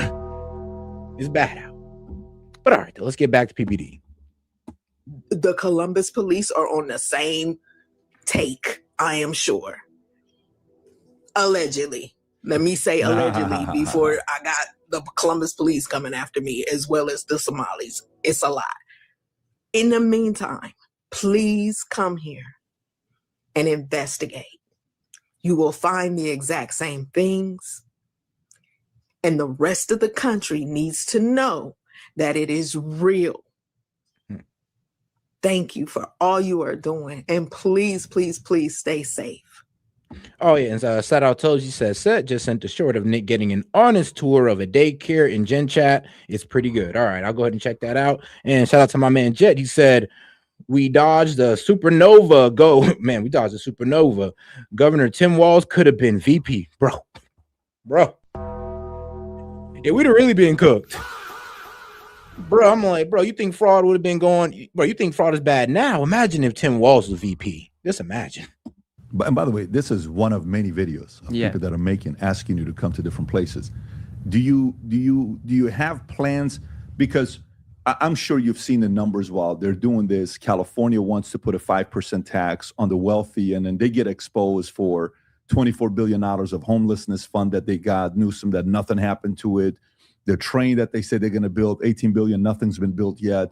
Not a single rail's been put there. All of these things that are being exposed. Some people may be saying, hey, Nick, maybe California, maybe New York, maybe this. Are there certain places you're targeting next? Yeah, I have a whole list of places I want to go next, especially with the fraud. So me and David will be going to more cities. I'm going to bring David because David's the man, dude. Everyone loved him. Tell me why. But he's super smart, and he just cares about the country, and he cares about law being upheld. And fraud is fraud. Like, it's so. I mean, that is true. The old guy he was rolling around with, bro, he had the numbers. He says, look, you got 60, you're supposed to have 60 kids here, and you're getting about $1 million or so a year. Where the F are these kids? And like I said, if the Somali community don't start speaking up, I'm going to start giving y'all the 3 options. I mean, look, it's either fraud, trafficking, or, well, discrimination. You just don't want nobody else but y'all own in these daycares. Annoying that you have people receiving millions of dollars. Meanwhile, we are all working so hard just to give our sometimes even half of our check to the government, right? And so we'll be going to more places. When you have a place like California where they just lose $24 billion, it needs to be investigated. People deserve to know where they're going, especially when it's affecting your quality of life if you're living in California. Yeah, there's no question about it. By the way, Theo Vaughn yesterday, did you see what he tweeted yesterday? Yeah, he's like, why are we paying taxes? Why are we paying taxes? If you're paying taxes, it's because you want to see good happen with the taxes that you're paying. Yeah, and I think what's so amazing is my journalism actually creating change. What we saw with, what's the department called? The not HSI. HHS? HSS, yeah. HSS. HHS, it's the 100 what is it? Health $85 million that they're stopping. Yeah. So what's so amazing about what I'm doing right now with my journalism is that it's actually creating change. So people are mad at me for this, though. You're seeing them come at me on CBS, CNN, and every single time they point out something, they say conservative YouTuber, MAGA YouTuber. They just can't admit that I'm creating real change inside of the country right now. And never before have one of their investigations ever led to a point where they say, oh, wait, we're going to stop funding and we're going to make sure everything's legit before we start giving them money. I mean, I could, that video alone, I could have just saved the country hundreds of millions, if not billions of dollars. Well, I think you did.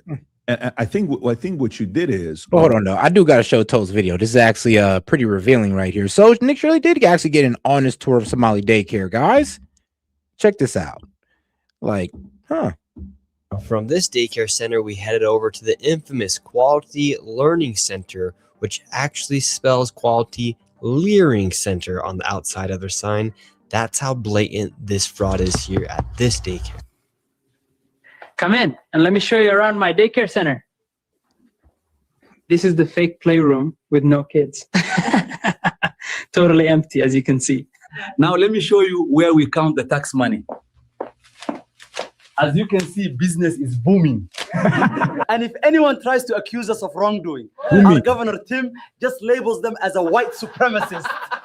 We love Tim! I bet they do. I bet they do. Shoot, I'd love Tim too if he was working for me like that. But all right, guys.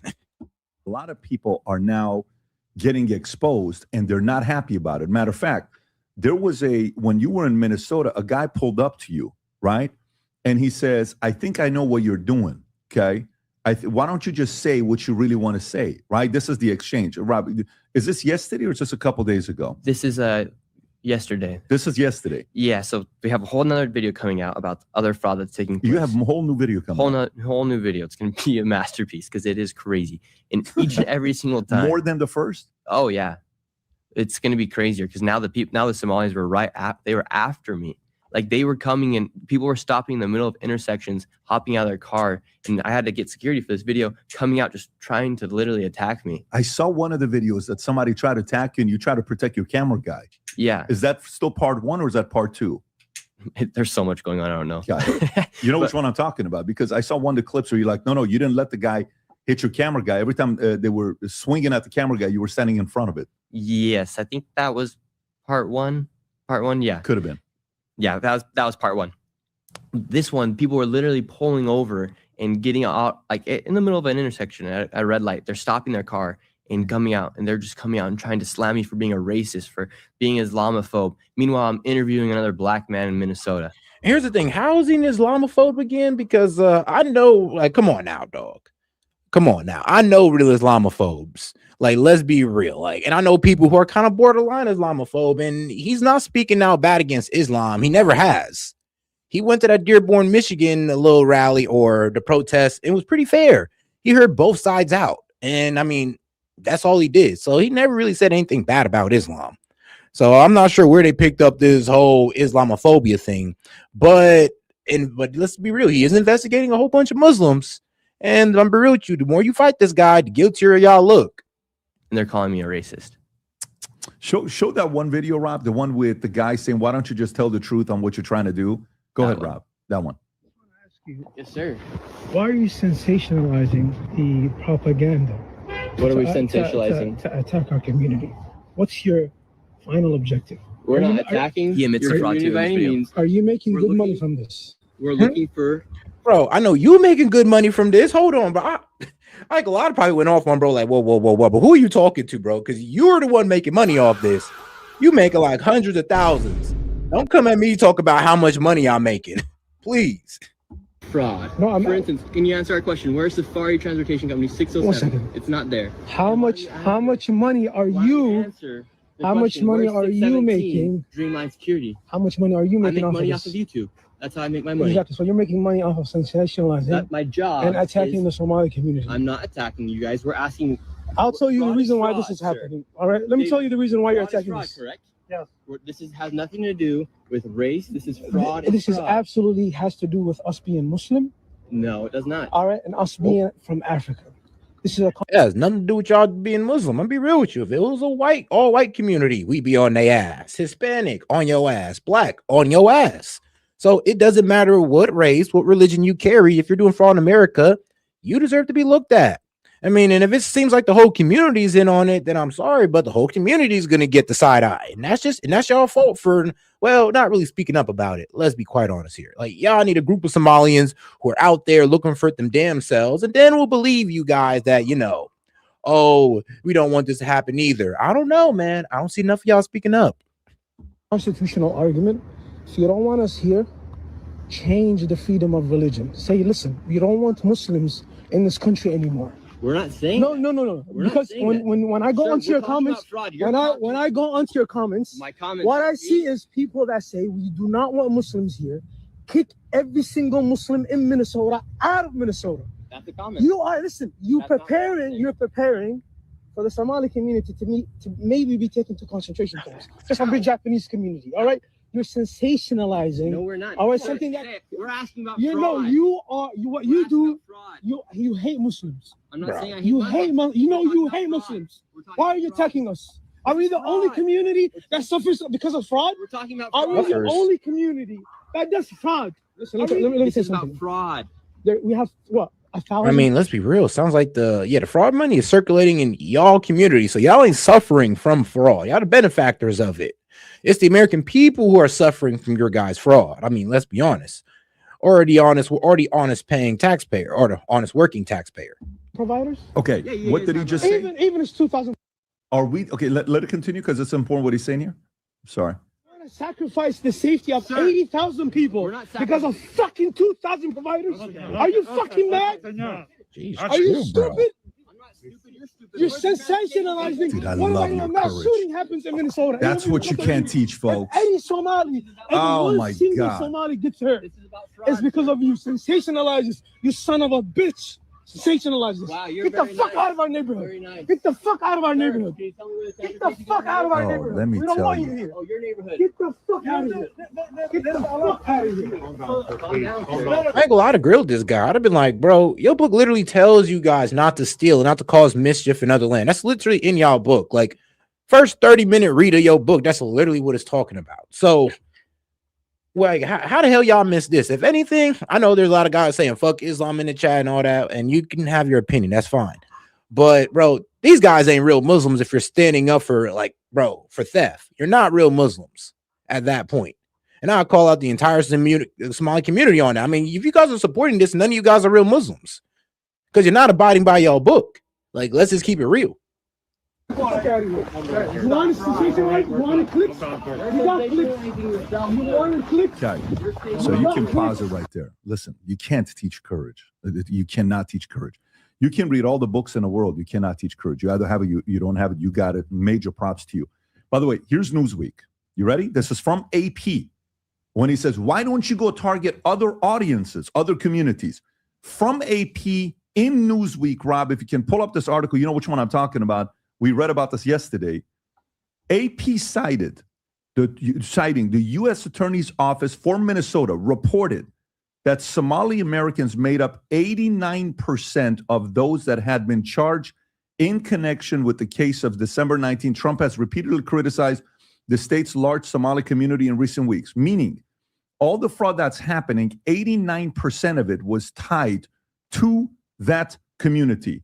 The new allegations follows a series of fraud cases involving government programs in the state. The firestorm over alleged mass fraud began earlier this year and intensified in December after the state acting U.S. attorney said $9 billion or more in federal funds allocated to 14 state-run programs since 2018 have been stolen. Again, 89% was tied to Somalis.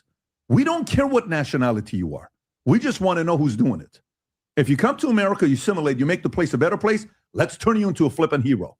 But if you come and you steal from taxpayers and you have the data that came up, Rob, which is so frustrating, that says 10 years. Crazy thing is, man, they do this in their home country and their hands get chopped off. That's like absolutely amazing. I mean, y'all do that here, you get a jail sentence, which they should be getting. Here's the thing. I mean, the left is damn near fighting on us on that.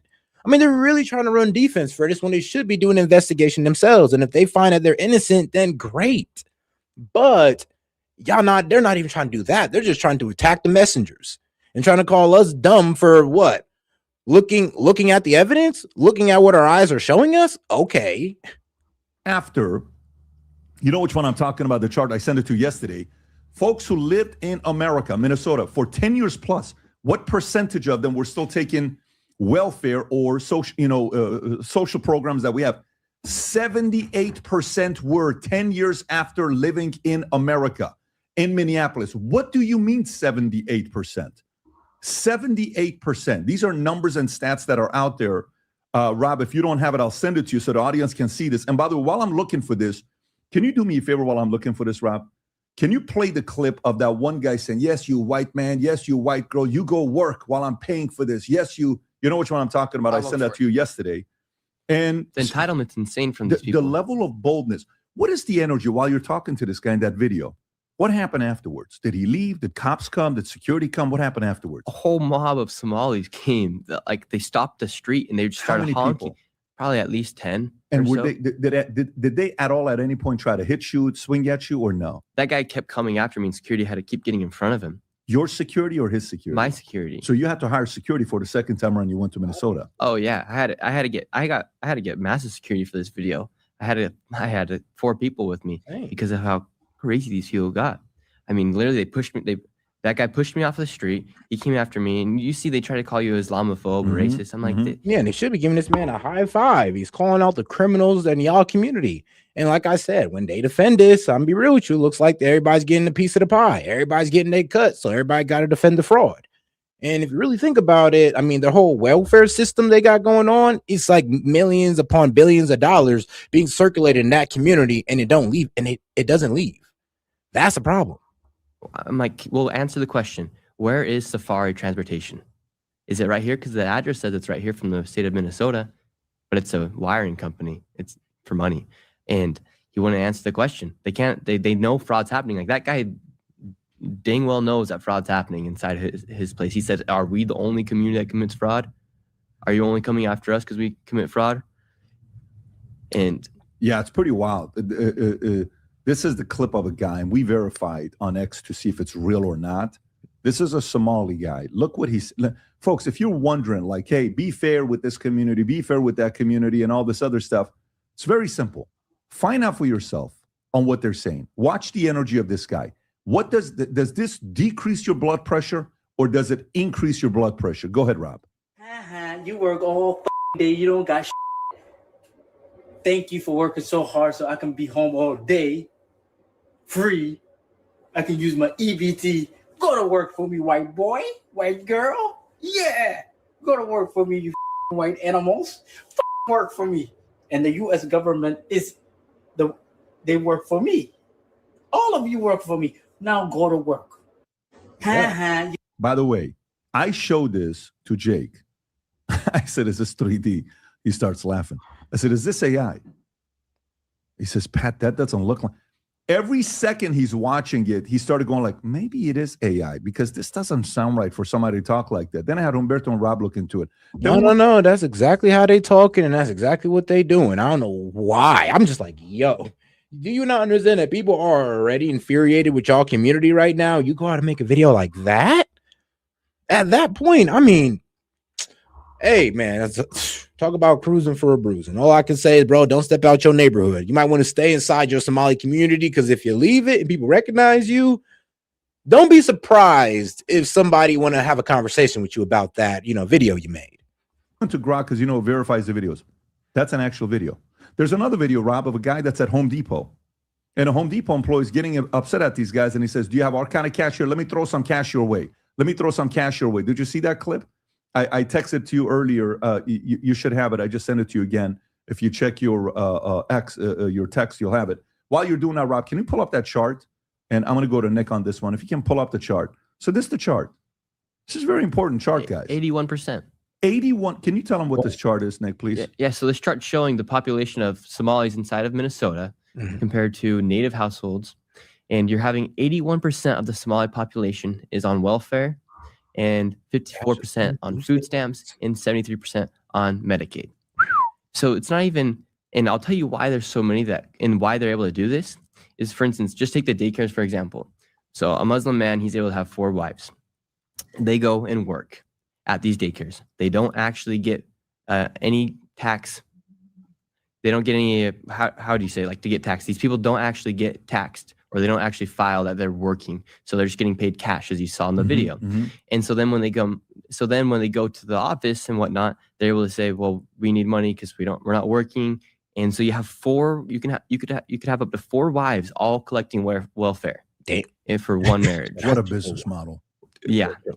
And yo, you got 4 wives collecting food stamps, 4 lives getting a welfare check.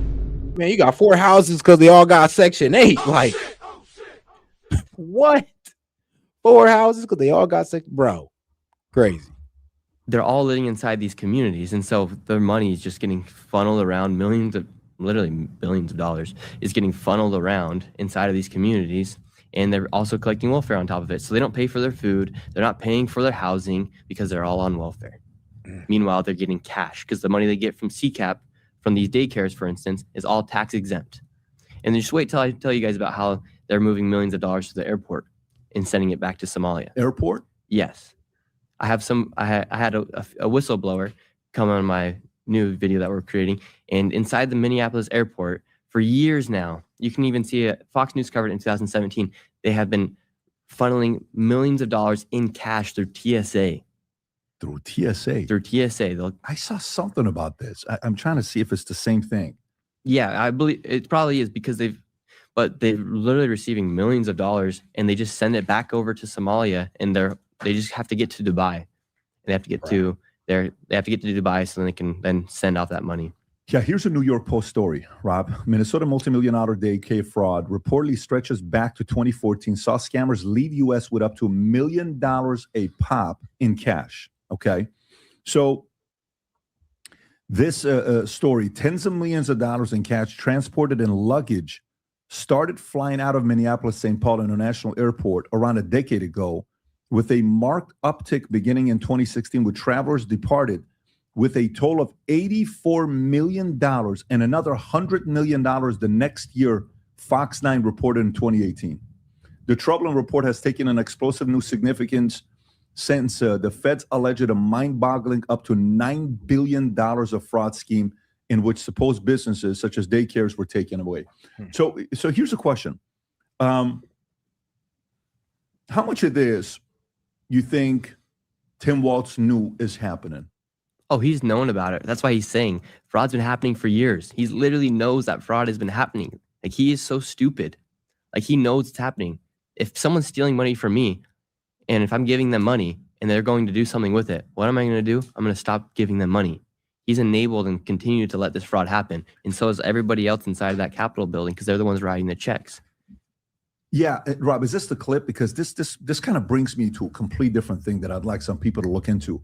Rob, is this him talking about that he knows fraud is happening? In 2019, yep. This is a 2019 clip. Yep. Okay, go for it. 6 years ago. Clear that the legislative audit report gave us a clear path. It told us that we could do better. And just like Minlar's, I now own that, and I own the fix for that. But I do want to be clear before we take some other questions on this, that what needs to stop is a demonization of one community involved in this. What needs to stop is an absolutely unproven So, I mean, I just showed you, like, with the Project Veritas video, how it was getting caught up in election fraud. We got daycare fraud. I mean, bro, they're sending money through TSA. I mean, Jesus, what aren't they doing? Storyline that continues to resurface on the House floor, that this money went to terrorists and it's targeted at one group of our citizens here, of Minnesotans. We'll own that this thing needs to be fixed. We'll own that there were problems in this. We will own that there are fixes, and we think we proposed the right amount, but we're open to that to try and close this. But again, I am not going to allow folks to use this as a hammer against a group of people. Okay. Shout out to Jay. He says, damn, them 72 versions will get you paid in Minnesota. I'm telling you, bro. Like, bro, here's the thing. Like, so CBS, the what was it? The daycare they visited is marked down to have about 60 children. There was only 12 in there.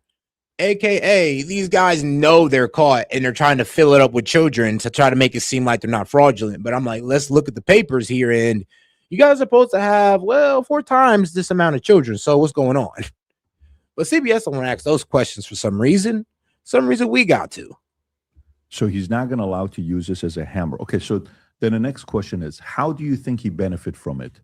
Not just election-wise, but you think he benefit from it financially? How do you think he benefit from it? There has to be some sort of incentive where he's benefiting from it, whether it be he's actually receiving money or obviously the votes. But he has to have some sort of incentive to allow this happen. Maybe he's getting somebody else rich, and then he's then getting money to funnel for his next campaign. But not, that's kind of how I even had a mayor in California tell me once that that's why there's so many nonprofits, is because they create these nonprofits, and that money can go back to funneling somebody else's campaign.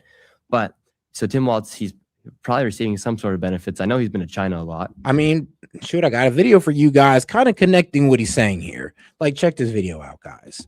Because you know that Leering Center guy?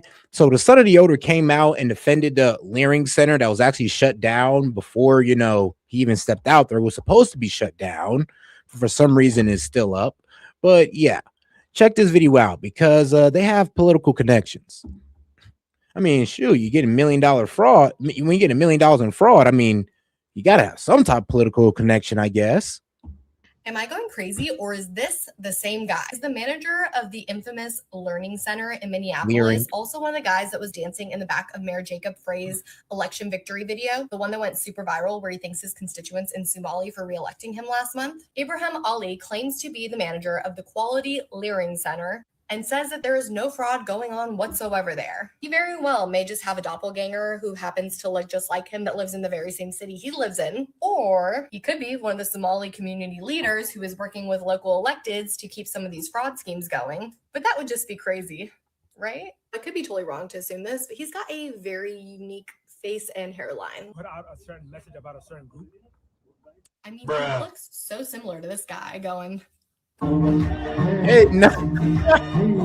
I mean, hypothetically speaking, it would make sense that someone running a fraudulent business would have a vested interest in who is in control politically in the city where they're running said fraudulent business. And Jacob Frey is no stranger to simping for Somalia. Hell, he even puts out campaign videos in Somali for... Maaga Egawa Jacob Fry, Doke Magalada, Minneapolis. And the cherry on top is that Governor Tim Walz, after being radio silent, finally comes out and puts out a statement days later, just a few minutes ago. And what does he do?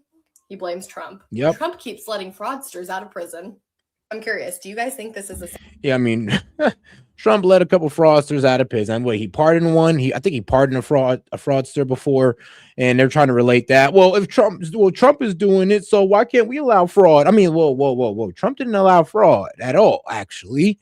I mean, what? He pardoned a fraudster that did 20 years, and now you guys want to relate that to current fraud going on today? Is wild. And it's a crazy reach, guys. I just want to let y'all know that's reaching. But all right, let's go ahead and get back to our guy Nick Shirley. Tim Walz. So Tim Walz, he's probably receiving some sort of benefits. I know he's been to China a lot. Tim Walz. He's actually not even from Minnesota. He was born in Nebraska. I don't even know if he owns a home in Minnesota. Like, I don't think he actually physically owns a home in Minnesota. He lives in the governor's mansion, but lots of really strange things underneath Tim Walz. And why would it take, if you're giving somebody millions of dollars and you notice that millions of dollars are going to places where they shouldn't be, how many years do you think it'd take for you to solve that issue? It would 6 months, 3 to 6 months. Yeah. You'd put the entire team behind it because you want to be able to gain credibility that we're addressing this issue and it cannot continue. So he's had 6 years. And then 2023, he said, he's either 2023, I think he said, we're going to give them a raise. We're going to give the childcare a raise in Minnesota. Yeah, this is a little weird because the one thing when Kamala Harris was choosing the VP, and, is it going to be Newsom? Newsom rejected it. Is it going to be Josh Shapiro? They're not comfortable that he was Jewish and that, he had some skeletons in a closet from a previous friend that he protected. They claimed that was the reason, right? And Josh is not a fan of Kamala Harris. Nobody in a million years thought it was going to be a guy named Tim Walz. But here's what happened, Rob, if you want to pull this up. When they announced Tim Walz, what's weird is 24 hours after announcing Tim Walz, a record-breaking $36 million went into the campaign. It was a record-breaking thing that happened. Whoa. I don't know if you knew this or not. Harris's campaign raises $36 million in 24 hours after announcing Walz as running mate. Where'd that money came from? They were trying to get their, they're trying to get their helping hand, Tim Walz, into the presidency, into the White House. So, because then who's going to catch him then? Who's going to catch the Somalians running fraud all through Minnesota if Tim Walz was VP? Now we know why. 36 million just floods in 24 hours right into Kamala Harris's campaign purse that she still went into debt in, by the way. So it didn't really help. Of course, someone can investigate this. And they said this was a record-breaking number. Who is Tim Walz? It's not like it's a massive name. Where's that money coming from? We don't know who this individual was to be able to get this kind of money, but it gets people to question where this money came from. Yeah, 100%. That's kind of goes back to my point that they'll start these organizations or start these daycares, and then they can just get all this money tax-free, and then they can funnel it wherever they want. Yeah, sort of Leering Center. Yeah, so that is the part where how is he winning from doing this? Then there's also some people that were speculating, saying, Tim Walz getting in. This is such a big issue nationwide with Democrats in different places. I even saw one that said Pennsylvania is also another place they're looking into. If this becomes a national thing on the Democratic side for fraud, this is not just bad for Tim Walz. This is bad for everybody.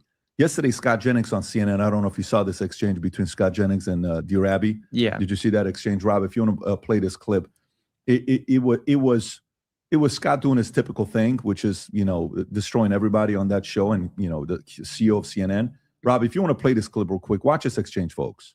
Why is it that right now everything seems to be about whether or not the people involved here are Somali, even though one of the biggest people who were involved in one of these frauds was not Somali at all. She was a white woman. So respond to that. Doesn't that disprove everything he just argued? Well, they're obviously rounding up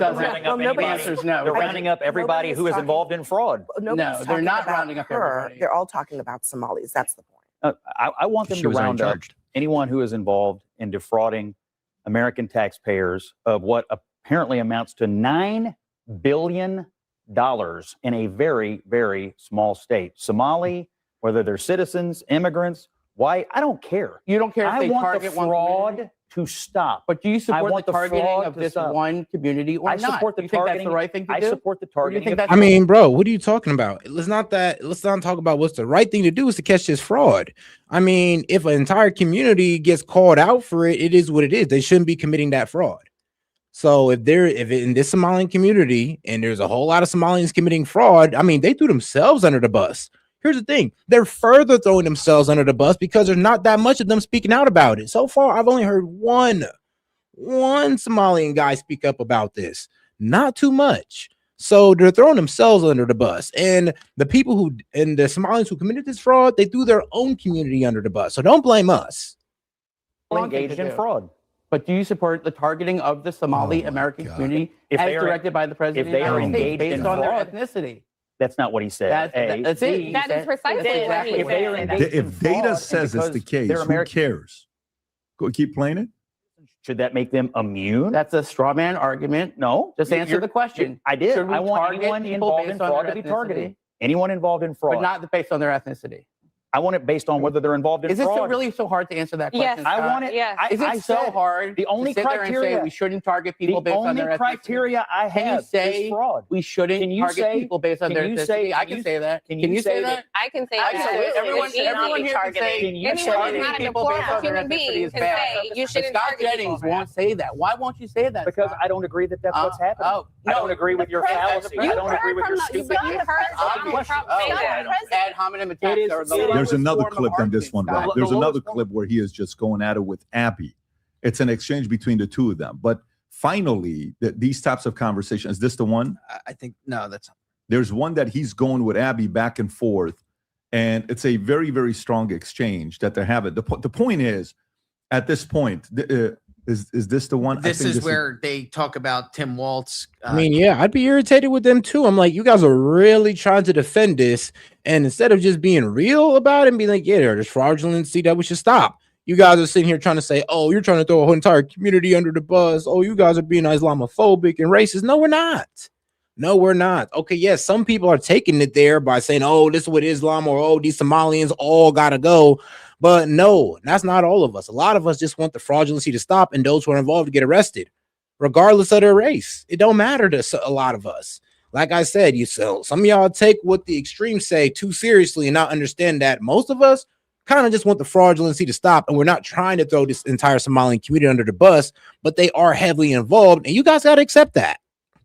Claiming that fraud was Ain't a our white fault. It's supremacy. theirs. Yeah, this is the one. Go ahead. It's Democrats who have put Somali diaspora in Minneapolis at the center of their party and their state's politics. It's a small portion of the population. There is a bunch of fraud that goes on.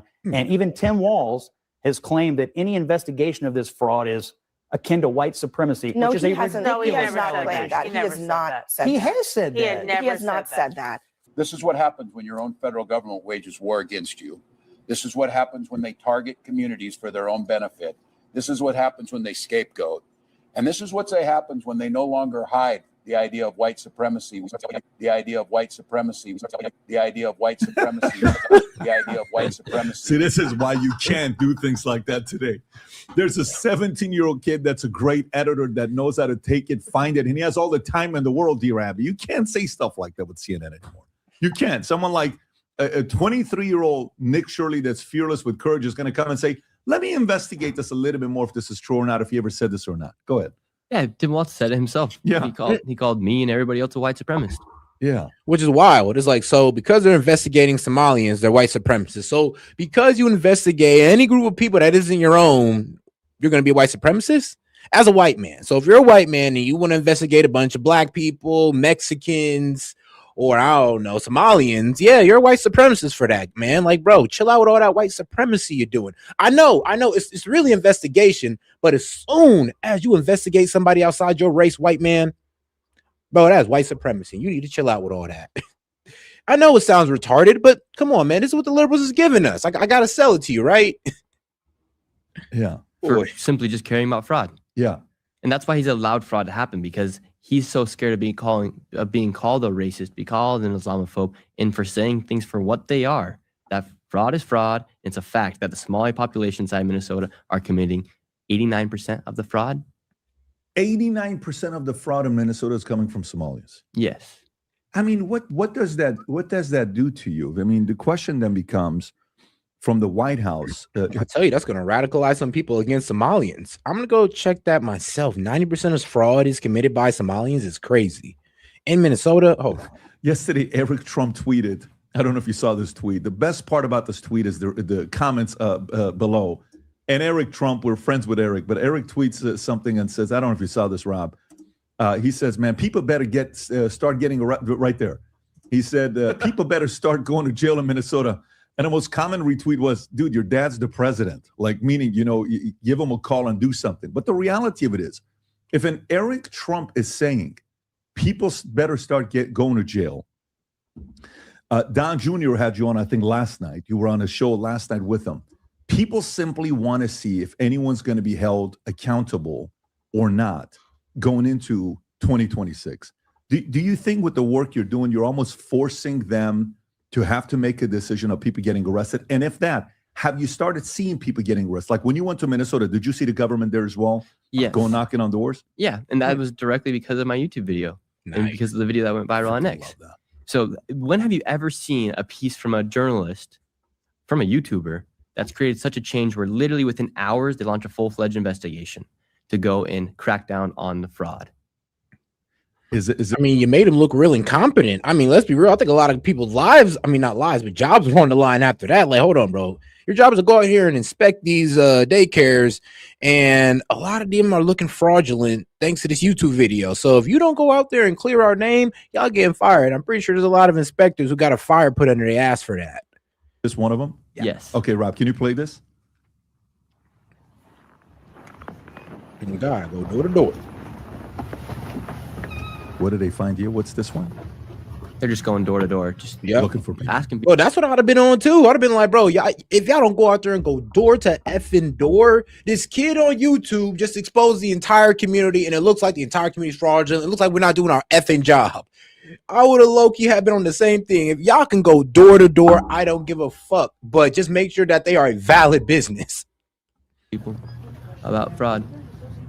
Because I guarantee inside of this business, there's probably a transportation company that's also labeled there. There could be a home health care business there. There could be an adult daycare, and it's a grocery store.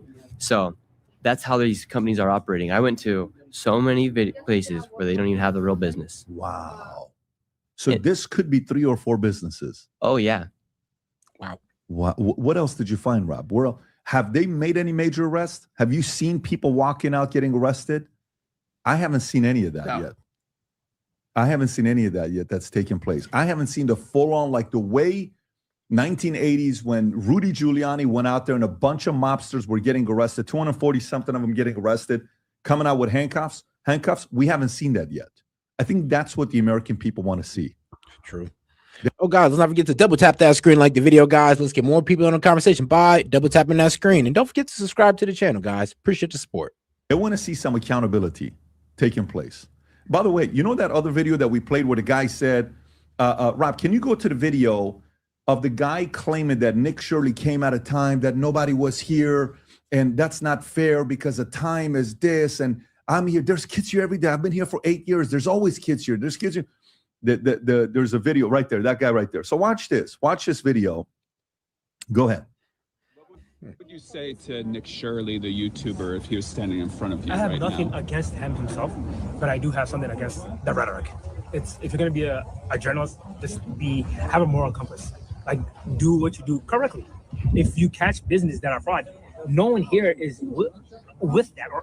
we don't support that as a community. I don't support that myself. I was born and raised here. I'm not for fraud. Like the notion that, hey, a certain batch of somebody got caught. So while standing in front of a quality Leering center, he's saying that is crazy. I mean, Leering, bro, are you sure you don't want to change the sign to at least look a little bit more convincing? Let's a little bit. And remember, this is the same guy that was in this little clip that I showed you guys. Yes, you see him? Yeah, same guy. If you don't, but you know, let's refresh your memory.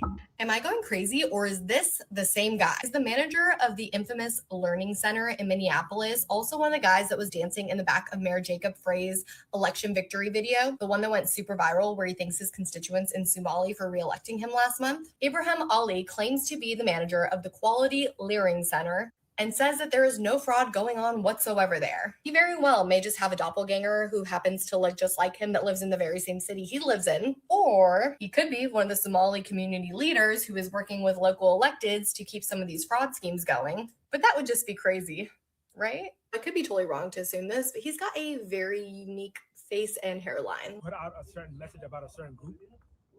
I mean, he looks so similar to this guy going... I mean, hypothetically speaking, it would make sense that someone running a fraudulent business would have a vested interest in who is in control politically in the city where they are running said fraudulent business. And Jacob Frey is no stranger to simping for Somalia. Hell, he even puts out campaign videos in Somali for Maaga Egawa Jacob Fry. Doka Magalada, Minneapolis. Son of a bitch. I mean, bro, way to sell out. Way to sell out. You done sold out your people, bro. It's like, yep, God, he's compromised, man. They got something on him, bro. They got something on him. It's just crazy. But I mean, look, when you ask this guy about the Somali fraud, we do not care.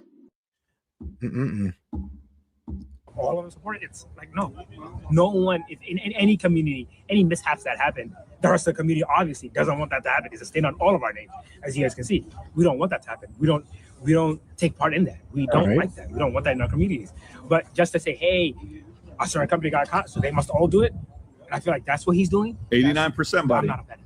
2 to 10 p.m. may not be your typical daycare hours. So can you explain why it is that you operate during these hours? The reason for that is we're after school hours. So most of our clients, not most of our clients, all of our clients is after school hours. So schools, earliest dismissal would be 2:15 to 2:30ish. And the latest dismissal would be up to like 4:30ish. You said you were there 11 and 5. That's what you said. Yeah, I went at 11 in the morning, and then I went back the next day at a later time.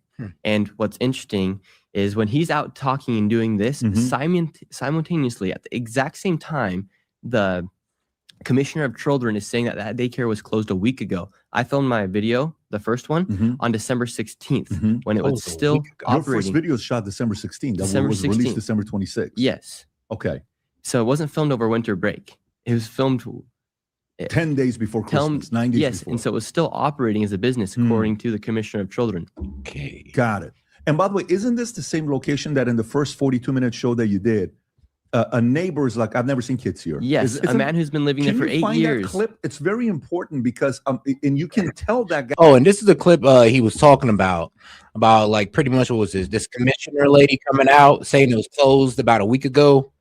Yeah, before Nick Shirley even got there. So they don't even know what the hell this man was even doing defending it. I will share that our team was notified that Quality Learning Center closed just over a week ago. And I believe the details that were given at that time were around space concerns. And that's what was I will share. So yeah, bit strange, is it not? Guys just being straight up is like, no, I've never seen anybody here before. I'll find a time for you, Rob, if you want to look for it. It's timestamped on my YouTube. Okay. Just go to on your YouTube. Yeah, go to his YouTube channel. So it's about at what do you guys that's taking place here in Minnesota? Go to 1630. I don't think Okay. And but basically this guy's been living there for 8 years. He's never seen a single child. Press skip, Rob. To the right. Okay. If you go about 1 more minute up. Up, fast forward, or behind? Forward. Keep going, keep going. This is a lady that thinks you're ice. Yes. And by the way, they also spelled Leering wrong, and they also spelled Nicolette wrong. Like these guys were incompetent. And by the way, okay, right there. Pause it for a second. Pause it for a second. And by the way, they responded to why the Leering Center. They said the printing company made that mistake. And then Rob asked the question, said, if they made a mistake, why'd you put them in the first place? And then they said they went back and they were going to change it. For 8 years. For 8 years, they made the mistake and it was going to get changed. But what happened, Rob? It was too cold outside for them to come and swap the sides for 8 years. Yeah. Okay, so but watch this. So that same place where the man says for 8 years, kids are here all the time. This is what a neighbor said of what he's seen at this place. Go ahead, Rob. Have you ever seen children at that daycare center right there? Where? Yeah, it's right there. It says the child. You've never seen daycare. I haven't seen anybody in here. We're going to educate you on something. So what do you think about this daycare center? They spelled learning wrong. They've received over $1.9 million this year alone, and they're supposed to have 99 children here. Whoa, 99? Yeah, that's crazy. Supposed to have 99 children there. And, you know, even with the surveillance video that CNN showed, and like, yeah, 99 people did not show up. And not even not even half, not even 10%. I'll be real with you. I didn't even really see 10% of that show up. Have you ever seen any children here? None at all.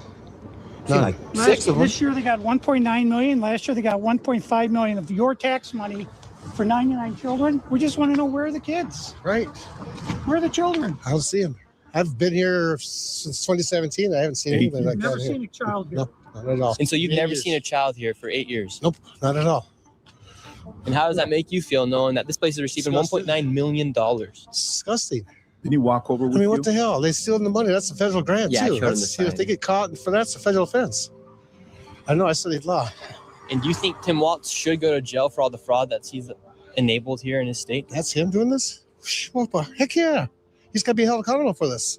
I mean, there's no rhyme or reason what's going on here. It's simple. It's nothing there. It's a parking lot. And look, they even spelled learning wrong on their sign for a place that's supposed to be educating children. That's crazy. I mean, who runs it? Who supposedly runs it? Somalians. Oh my God. Who is he, by the way? I mean, yeah, I'll be real with you, man. If these guys don't stop the BS, bro, Minneapolis is going to turn red. Just like Chicago's threatening to turn red. He was just walking around. He was just walking I've never to go seen get his nobody coffee. here at all. So he's walking how around long going to have you get been his living here? coffee. He sees Since you and you 2017. pull him aside. Yeah, that's how all my videos work. I So you just just gotta start people. talking to the guy. Yeah. So this is a guy that lives in that area, works in that area since 2017, and he's never seen kids in that property. Never. And then, by the way, that guy that responded to you and he says, I have nothing against Nick Shirley. I just say there's got to be some kind of a journalistic integrity. Can you go to the other clip, another independent YouTube, Instagram account? This is the craziest thing. Did you see this one? This is crazy. Okay, so check this out, folks. So apparently, the same guy that was in the back calling out Nick Shirley, look what ties. Can we give credit to this content creator? What's Rob? I can't. 47 years. I can't see This anything. is Sabrina Cosmos. Okay, Sabrina Cosmos. It's a Greek last name. Maybe it's different, but here's Sabrina Same video? showing something that I think we should be interested in. Go ahead, Rob.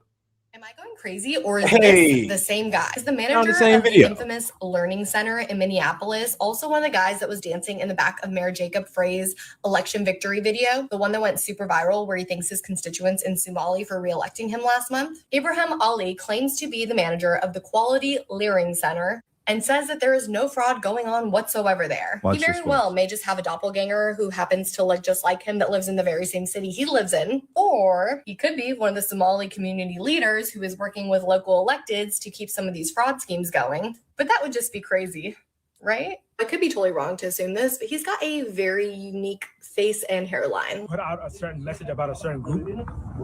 I mean, he looks so similar to this guy going,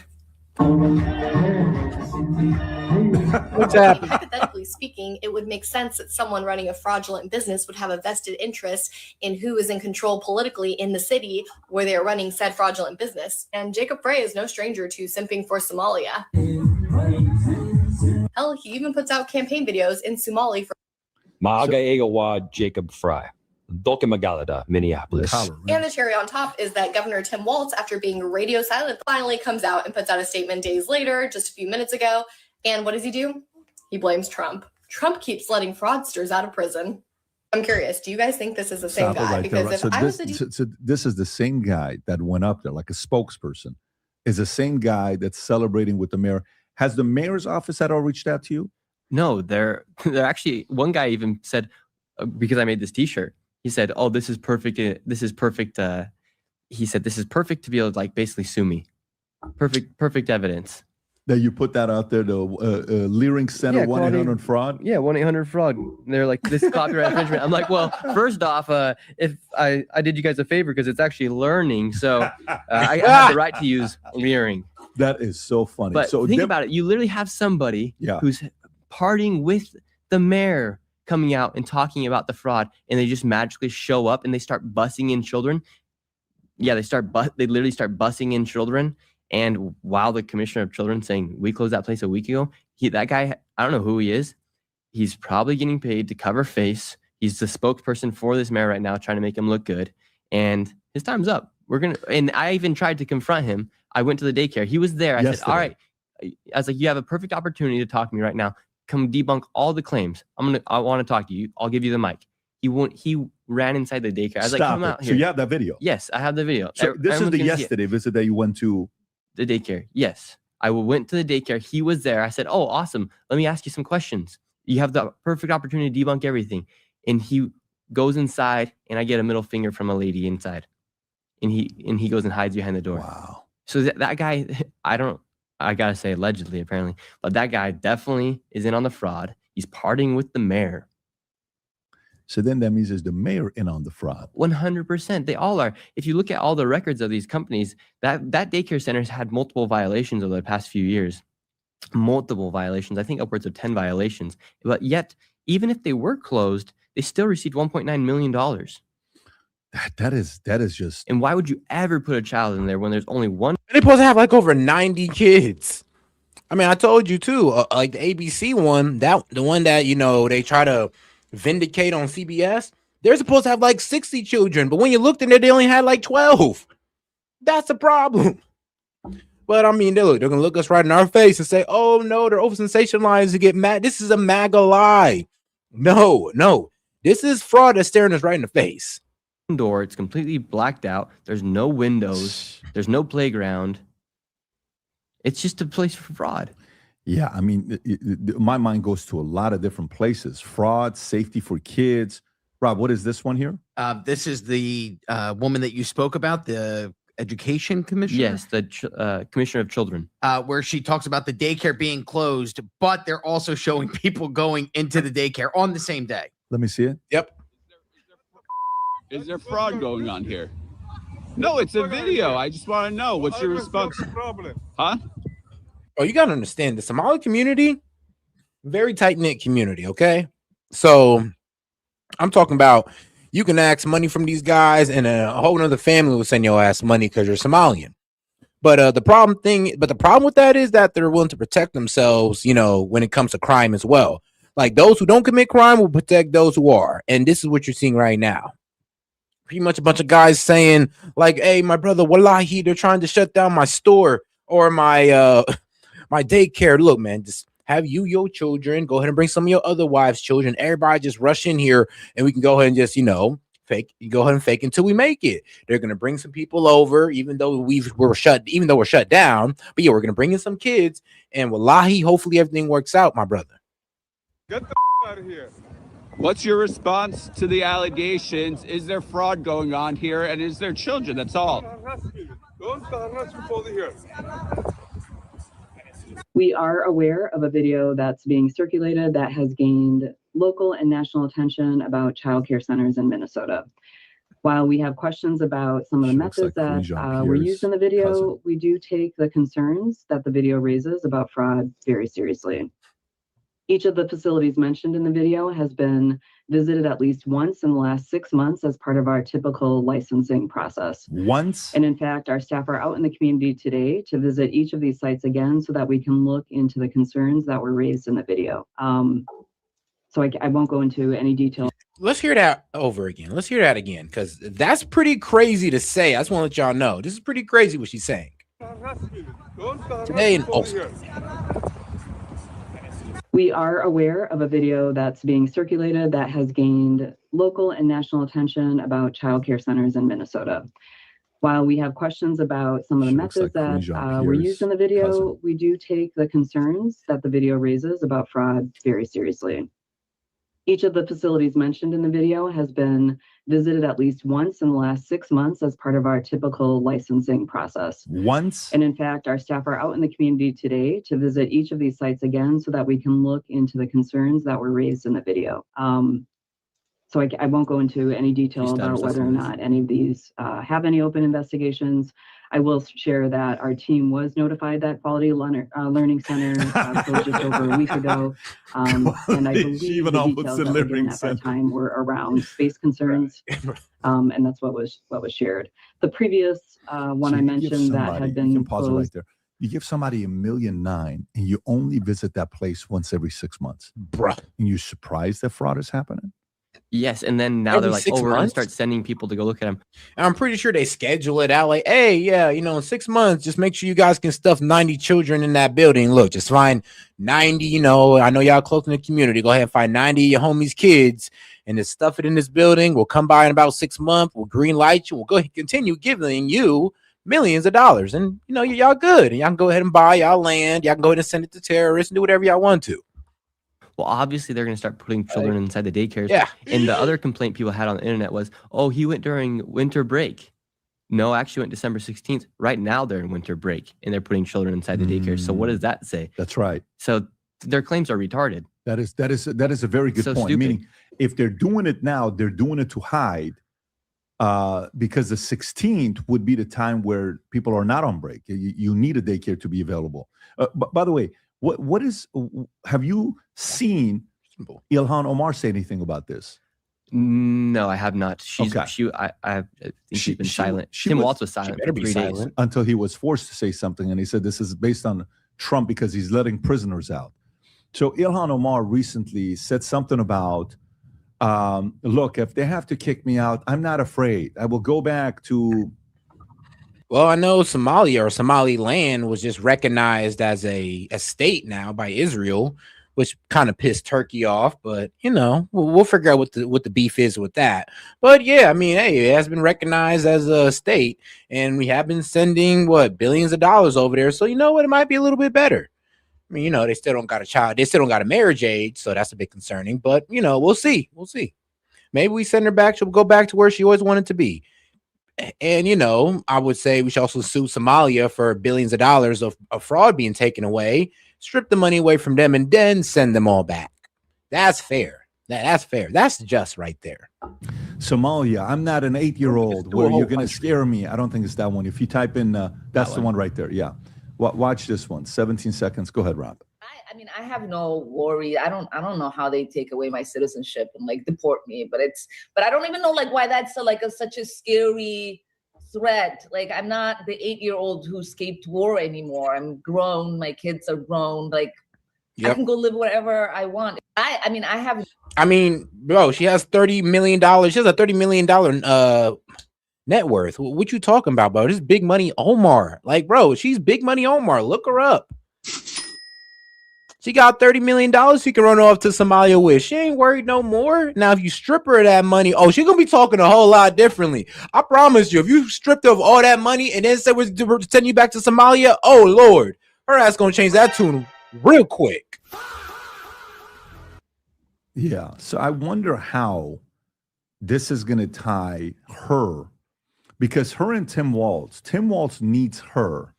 She doesn't need him. I have a feeling that if one of them throws the other one under the bus, the other one's going down with them, period. Yeah, and Tim Walz, he's going to have to do one or two things because he's running for re-election right now. Well, and first, Ilhan Omar, her net worth has skyrocketed from negative to $30 million since. How? Nobody knows. They're saying it's her husband. They're saying different things, but nobody knows. So if that's true, she's doing some pretty dang good returns on whatever she's receiving, $174,000 a year. But Tim Walz will have to do one of two things. He will either resign and try to flee and not take accountability, or he'll be stupid enough to continue his run for re-election and most likely be imprisoned. So run a poll, Rob. Which is more likely to happen? Tim Walz resigns. Tim Walz goes to jail. Tim Walz stays in office. He's going to stay in office. I'm going to be real with you. Like, bro, the Democrats don't hold their own accountable. So why would they start now? They're literally trying to fight us back on this. So you know they're not even trying to hold their own accountable. He's going to stay in office, even with nationwide criticism, because the Dems don't hold their own accountable. They're just going to defend this guy until he's out of office. Then they're going to treat him like an old nightmare. And what another option do you want to put on there? Or nothing happens. Or nothing happens. Yeah. And I hope, like, everyone's like, we need it now, but we want them to come in with such solidified evidence that they can just go and boom, bring the case against him. And shout out to my man Jet. He says, I'm sick and tired of Dems acting like we can't be mad about illegals and tax fraud because they black and brown. Can only be mad if, bro, I ain't gonna lie. Yeah, she can only be mad if shit's like Madoff because he's white. Literally. Or they work with Donald Trump. Like, that's the only, or not work with Donald Trump, or if they were pardoned by Donald Trump. Only time they can ever be mad about fraud is if it's in connection to what? The right, or they're white. Like, only time they'll ever be mad about it. Yeah, I hope that's what's happening. I hope the reason why Cash has been quiet after that one tweet that he sent out and they haven't done a press conference, I hope the reason why it's so quiet, it's because they're about to do something. You know what I'm saying? Mm-hmm. I hope they're about to right there. Okay, so check this out. How many votes? So let's see what so 1,600 votes. Let's see 2,000 votes already. Wow, 49% is saying nothing's going to happen. That is unbelievable. 24% think he resigns. 15% he goes to jail. 12% he is reelected.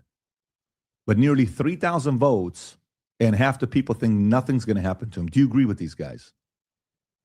I mean, I sure hope not. We hope that nothing happens. We hope that something happens. Accountability happens. Yes, well, some form of accountability. Because if I stole $100,000, or if I stole $5,000 from the government, or if you don't pay your taxes right, they're going to come after you. They're going to come after you. For $5,000, they're going to come after you. Let alone billions of dollars.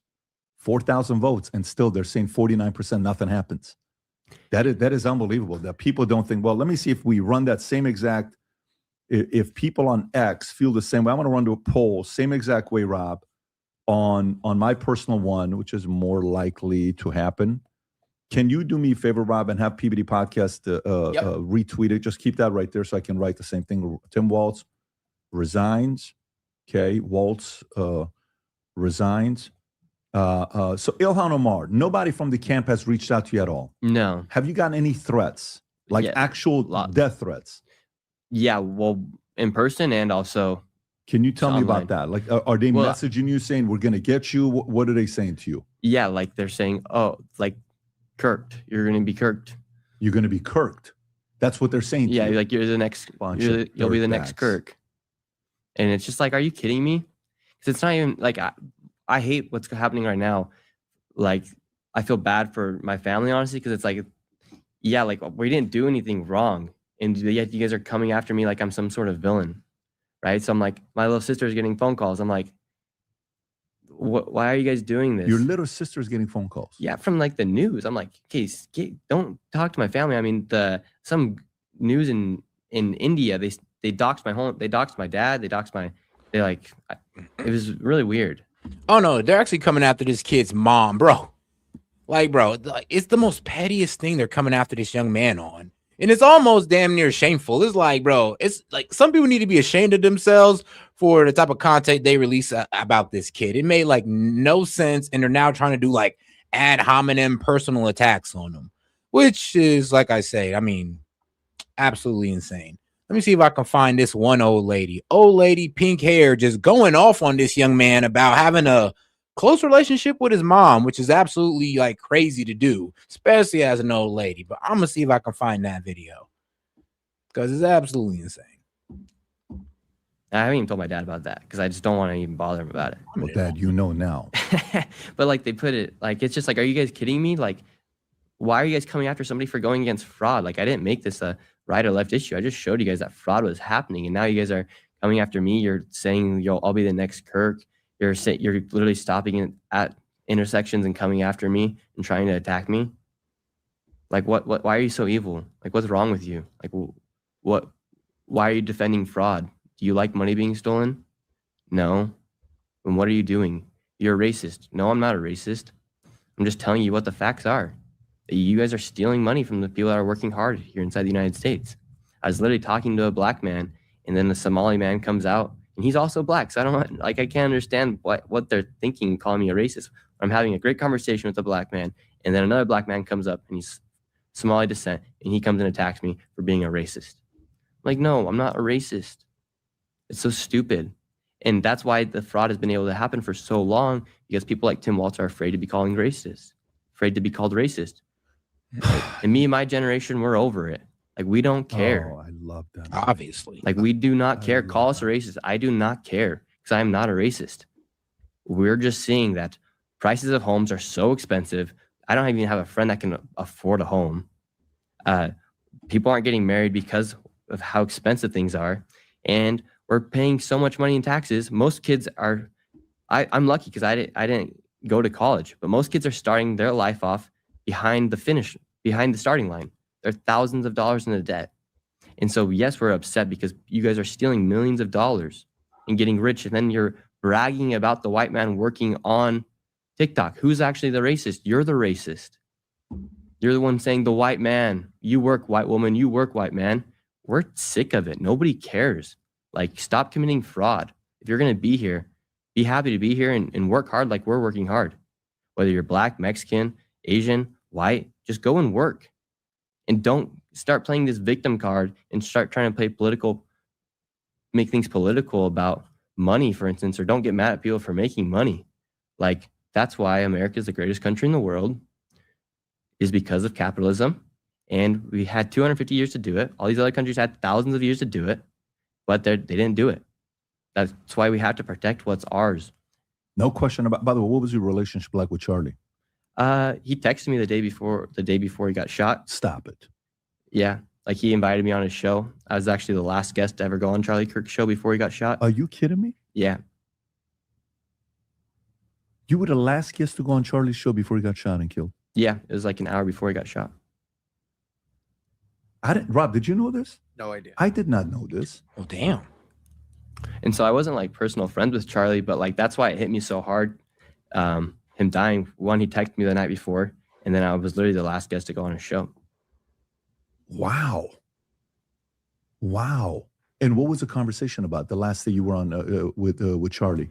Well, he just invited me on his show, and then because he was going to do the debate, it was his co-host Andrew who's hosting the show.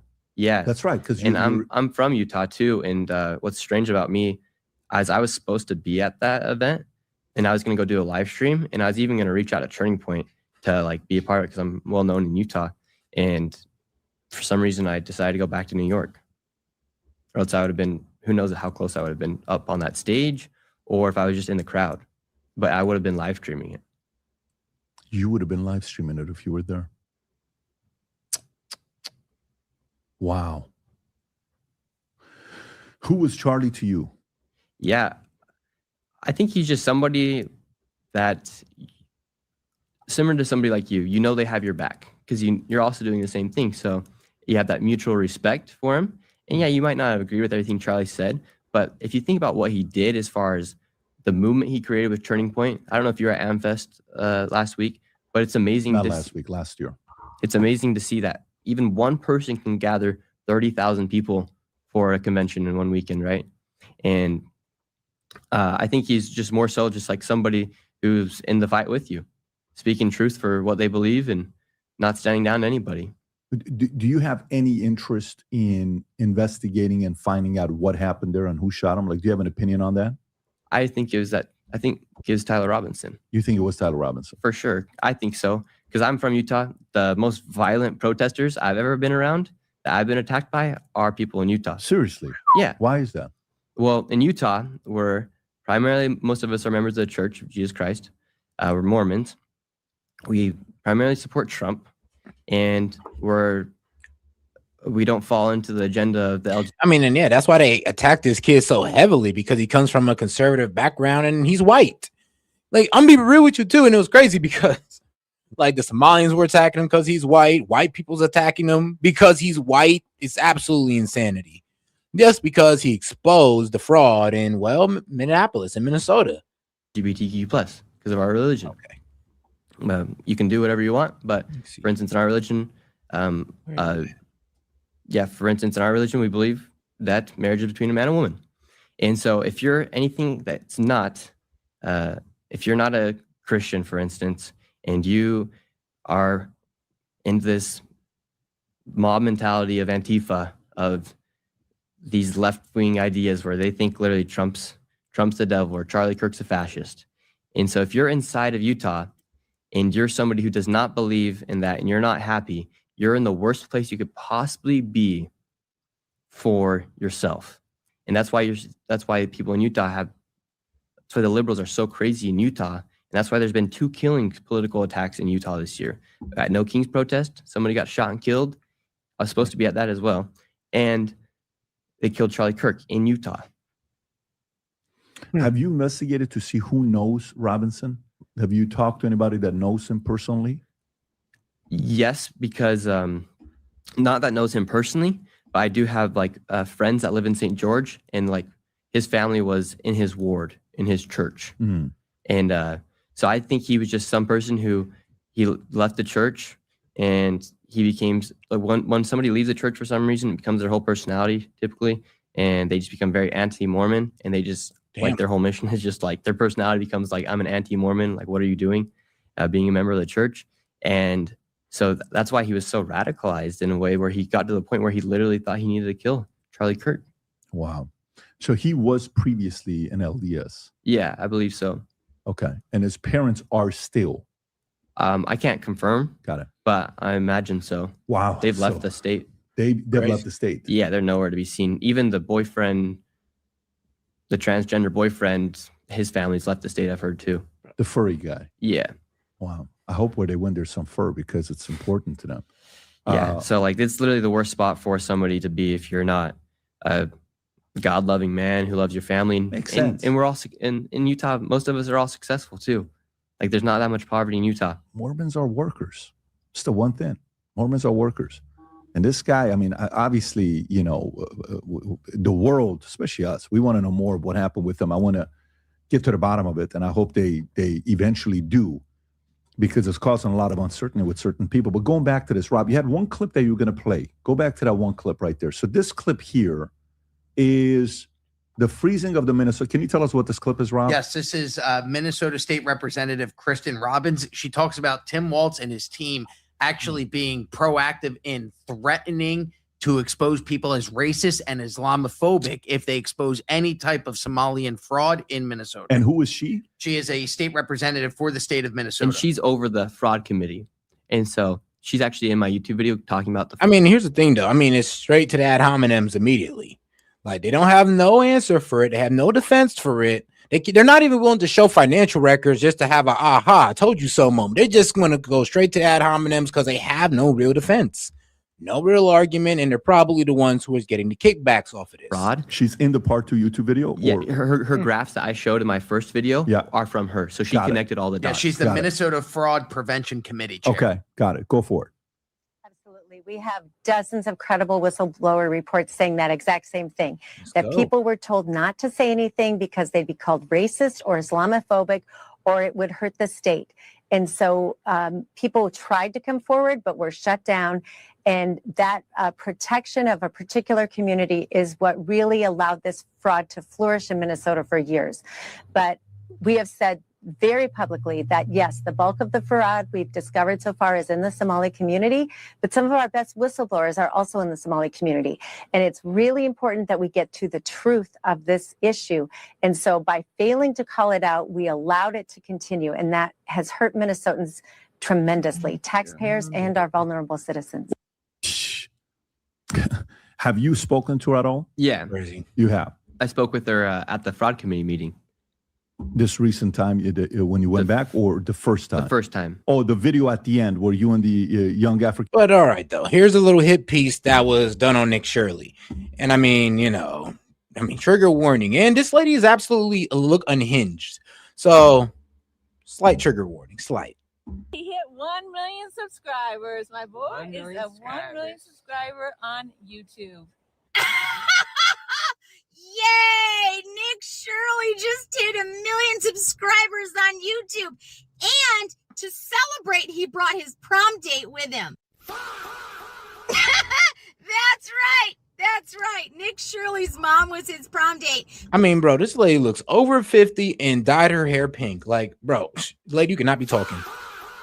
And like I said, a grown-ass lady talking about what? A young man's relationship with his mom? I mean, hold on now. Last time I checked, I thought women wanted us guys to have a good relationship with our mom. I thought that's what y'all wanted. But I mean, hey, y'all use it to hurt us or y'all use it against us when it suits you, huh? Because during COVID lockdowns, they didn't allow prom. So he asked his mom to prom. And afterwards, he took her to wear Chick-fil-A. Nothing is more Mormon nor Utah-ian than fucking taking your prom date. Nor you trying. I mean, bro, obviously, okay, sis, okay. I mean, if you want to shun a man just during COVID for what? Treating his mom to a good time? I mean, I'm be real with you, lady. All of us, all good sons do that. And be honest with you, that's what we all do. So I'm sorry if me taking my mom out for something to eat is such a bad thing and I should just be what? Criticized for it? I mean, what? You want me to hate my mom? Oh, then I'm a misogynist. I'm a woman hater. I mean, which is it? It's like, man, it's like, y'all don't be making no sense. Like, be consistent. But shout out to my man, Jay. He says, Happy New Year, Set. I appreciate that. She'll have to sign off here soon because speaking of my mom, she's supposed to be coming over soon. So shout out to that.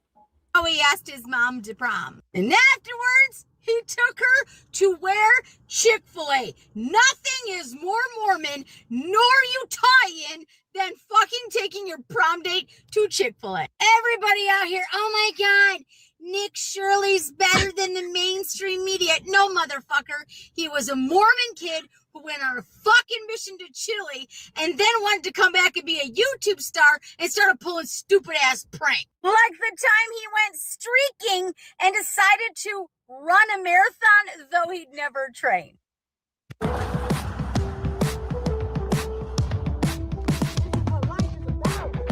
I don't know about you, but that looks like that motherfucker is a furry. Or, you know, okay, that was funny. Shit like ordering pizza and yeah, he used to be a prank YouTuber and he evolved to be a political one. Well, actually, he really evolved just going out there and doing street interviews, going to these protesters and trying to hear out both sides of the argument. And let me be real with you guys. You guys were actually okay with Nick Shirley. That's the thing. I wasn't hearing nothing. No liberal was truly speaking on Nick Shirley until he came out about the Minnesota fraud. So I'm sorry, but you guys are looking a bit guilty here. showing up at somebody's house and asking for Harry Ballsack. How you guys doing? Hi, I have a pizza delivery. Yeah, no, I don't think so. I mean, damn, you can't grow up. Harry Balzac. What? Ballsack? Balzac. Harry Balzac.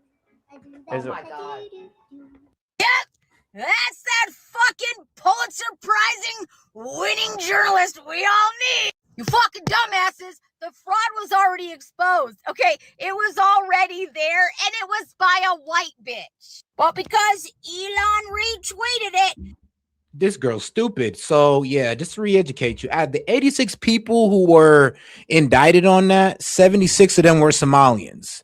So you're calling out the one white bitch out of 76 Somalians? Are you serious? This lady don't know what the F she talking about. and Donald Trump was like, he's a fucking hero. Here we go. A typical white fucking Utah Mormon podcaster. He's like Charlie .70. They don't do shit but get in your face. It's not journalism. They're asking stupid questions and playing pranks. And showing up in Minneapolis, yeah, I probably wouldn't let two fucking grown men just enter a daycare to film kids. I'm just saying. I know the president that you like, total pedophile, likes to go wherever kids are, but most people are not going to allow that shit, sweetheart. Now, if you could... Yeah, but most people would allow him to the reception desk, or they would give him information on how to, get their child into there. So yeah, they could have kept him out, but at least give him information on, just to show you that we're not a scam. This is the number you can call us at. This is how you register your child, and there you go.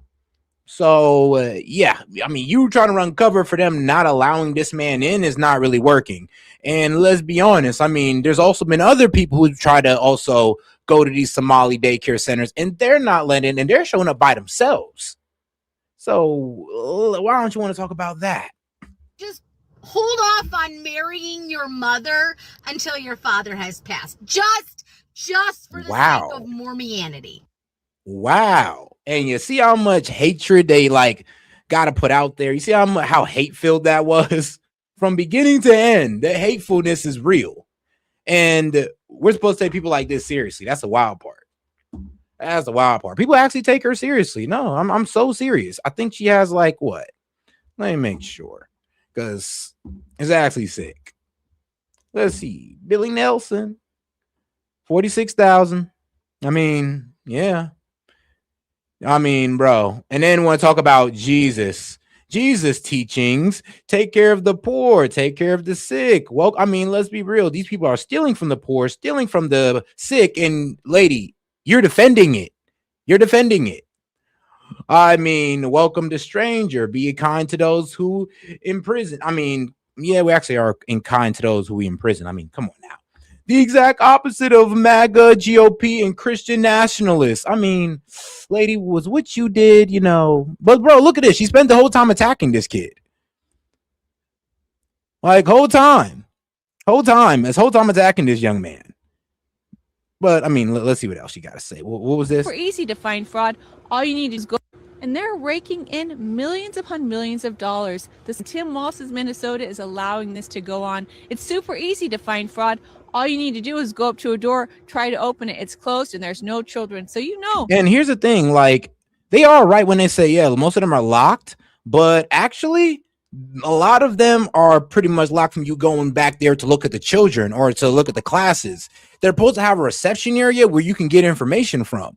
So yeah, they lock you out. They have a little locked door system when it comes to access to the children. But honestly, you should be able to walk in there and get information. And you should be able to call ahead. I mean, let's be real. They should accept walk-ins too, since this is a business and you should be able to accept all children. And then you should be able to at least get a pamphlet. But you should also be able to call in and be able to get in there as well. These daycares, they're not full, but yet they're taking in millions of dollars every year. Let me know your thoughts on this. Nick Shirley, come get your motherfucking prom date, i.e. your motherfucking mom. Out here talking about, oh my God, they're defrauding. There's nobody here. They're getting millions of dollars. We can't stand for that, right? Right, Miss Brooke? Miss Brooke and your husband Paul and your sister Amy and another family member? Going after the family members. That's what I'm saying. Bro, you could tell this is an organized attack when they're going after family members. Like, instead of attacking his argument and what he presented, they're attacking the messenger. Like I said, you could tell they're guilty at this point. Did you guys go to federal fucking bankruptcy court and try to swindle fucking gym memberships and owners out of payment?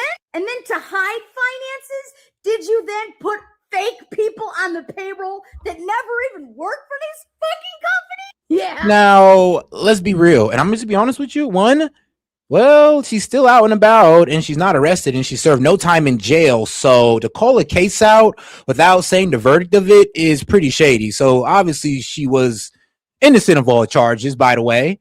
And let's be real. I mean, maybe going through that traumatic moment in his life, seeing his parents almost go to jail over fraud. I don't know. Maybe that's the reason why he can call it out so well. Yeah, you did. Yeah, you fucking did, Mama Brooke. That's what I'm saying. And shout out Asher for coming in. Like, what does this have to do about the fraud? Because they can't attack the fraud. They can't attack the evidence, but they have to attack the messenger. And they're going as far to attack the young man's family. Like, wow. Public federal bankruptcy. Rushton v. Shirley. Filed July 27th, 2018. Okay, so like 8 years ago.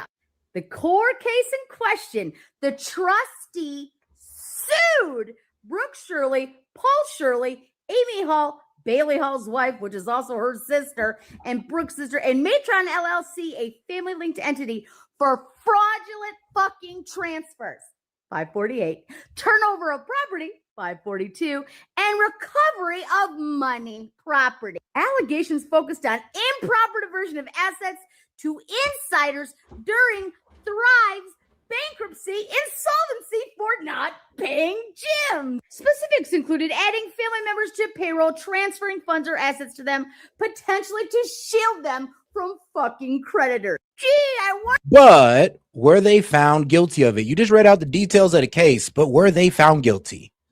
No. Because they're still out and they're still free today. Nick Shirley could still go see his mom and dad. So, yeah. And he filed bankruptcy most likely because, hey, those lawyer fees cost.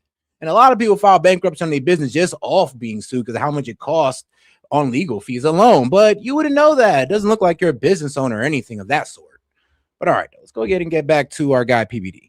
American Medical. So she gave a speech, that lady at the fraud committee, and then that lady who I confronted, she was like, how are we going to build trust within our communities if we're talking about this? And I was like, all right, we're going to confront that lady. Yeah, that was very interesting at the end. So this is the there's end. Kristen Robbins right there in that red, right there. Okay, so that's her. Yeah.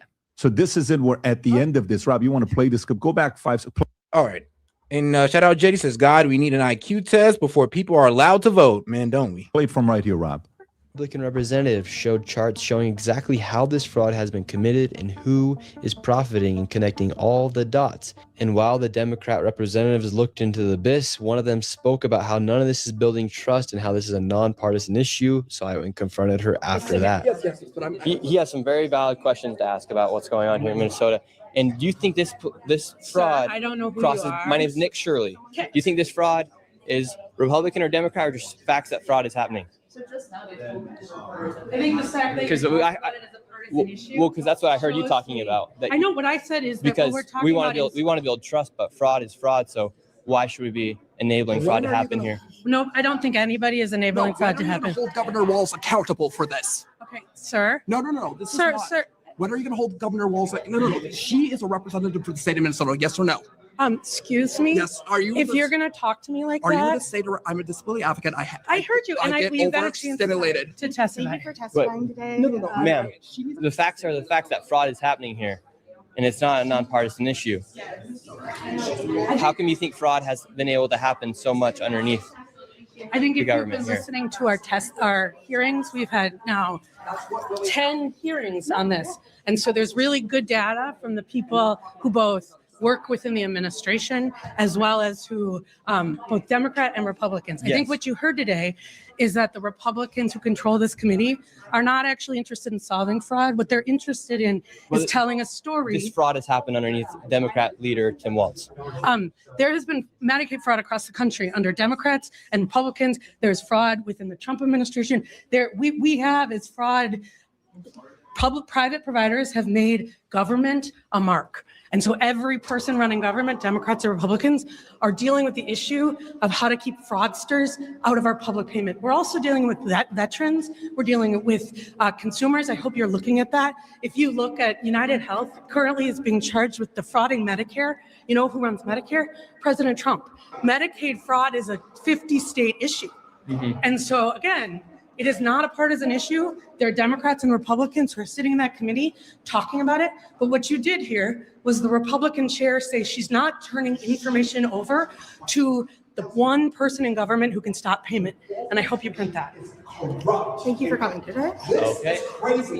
Well, you saw what happened. You pause it right there. I mean, you see that. How do you process that afterwards when you hear her saying that? I'm like, are you kidding me? Like, you just try to blame it on Trump? Like, can you not admit fraud? She literally admitted fraud was taking place right there. They all know fraud is happening in Minnesota. So why didn't they stop it? Yeah, I don't know. By the way, this is the poll on where are we at on the poll with the podcast? Oh, wow. At 12,000, it's still at 49%. Well, let me go to X. Look what X is. X is even higher. The people on X are even more skeptical than YouTube. 63.7% think nothing's going to happen. 16% think he's going to get reelected.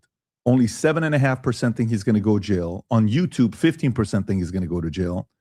On X, 12.8% think he's going to resign. On YouTube, 23% think he's going to resign. I don't know. I don't know what's going to happen here, but the reality of it is he's exposed. What the U.S. government, have you spoken to anybody and asked them the question of what the U.S. government has the power to do to Walz and how that speed is going to be? Is it a slow process? Have you asked anybody these questions of what can happen to Waltz?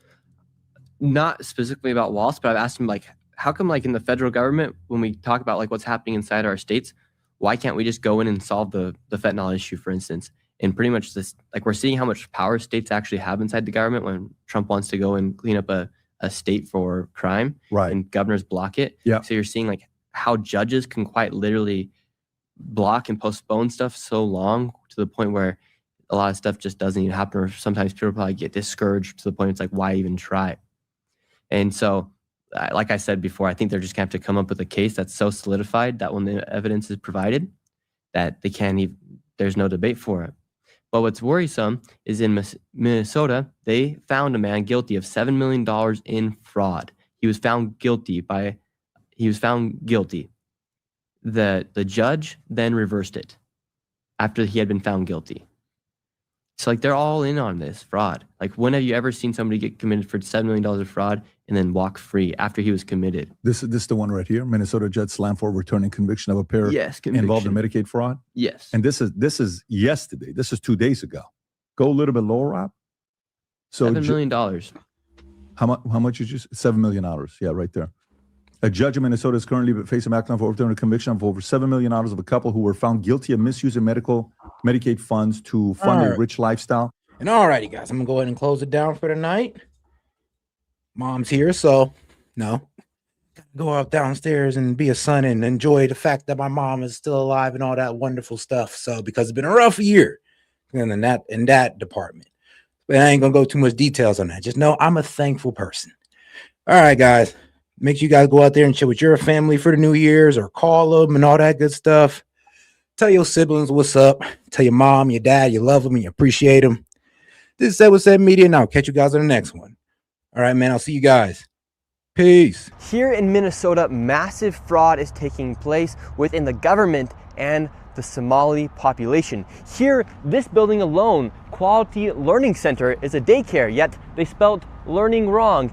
And they said leering. This daycare alone in 2025 has received $1.9 million from the government. And the strange things about these childcare centers is there's no one here right now. It's midday on a weekday. And if you were to try to go inside, it's completely closed and the windows are all blacked out. No one's working, midday. Children should be in here. And this place is licensed for 99 children. And this is the outside. There's no windows, no nothing. And like I said, they literally spelt the word wrong on their sign.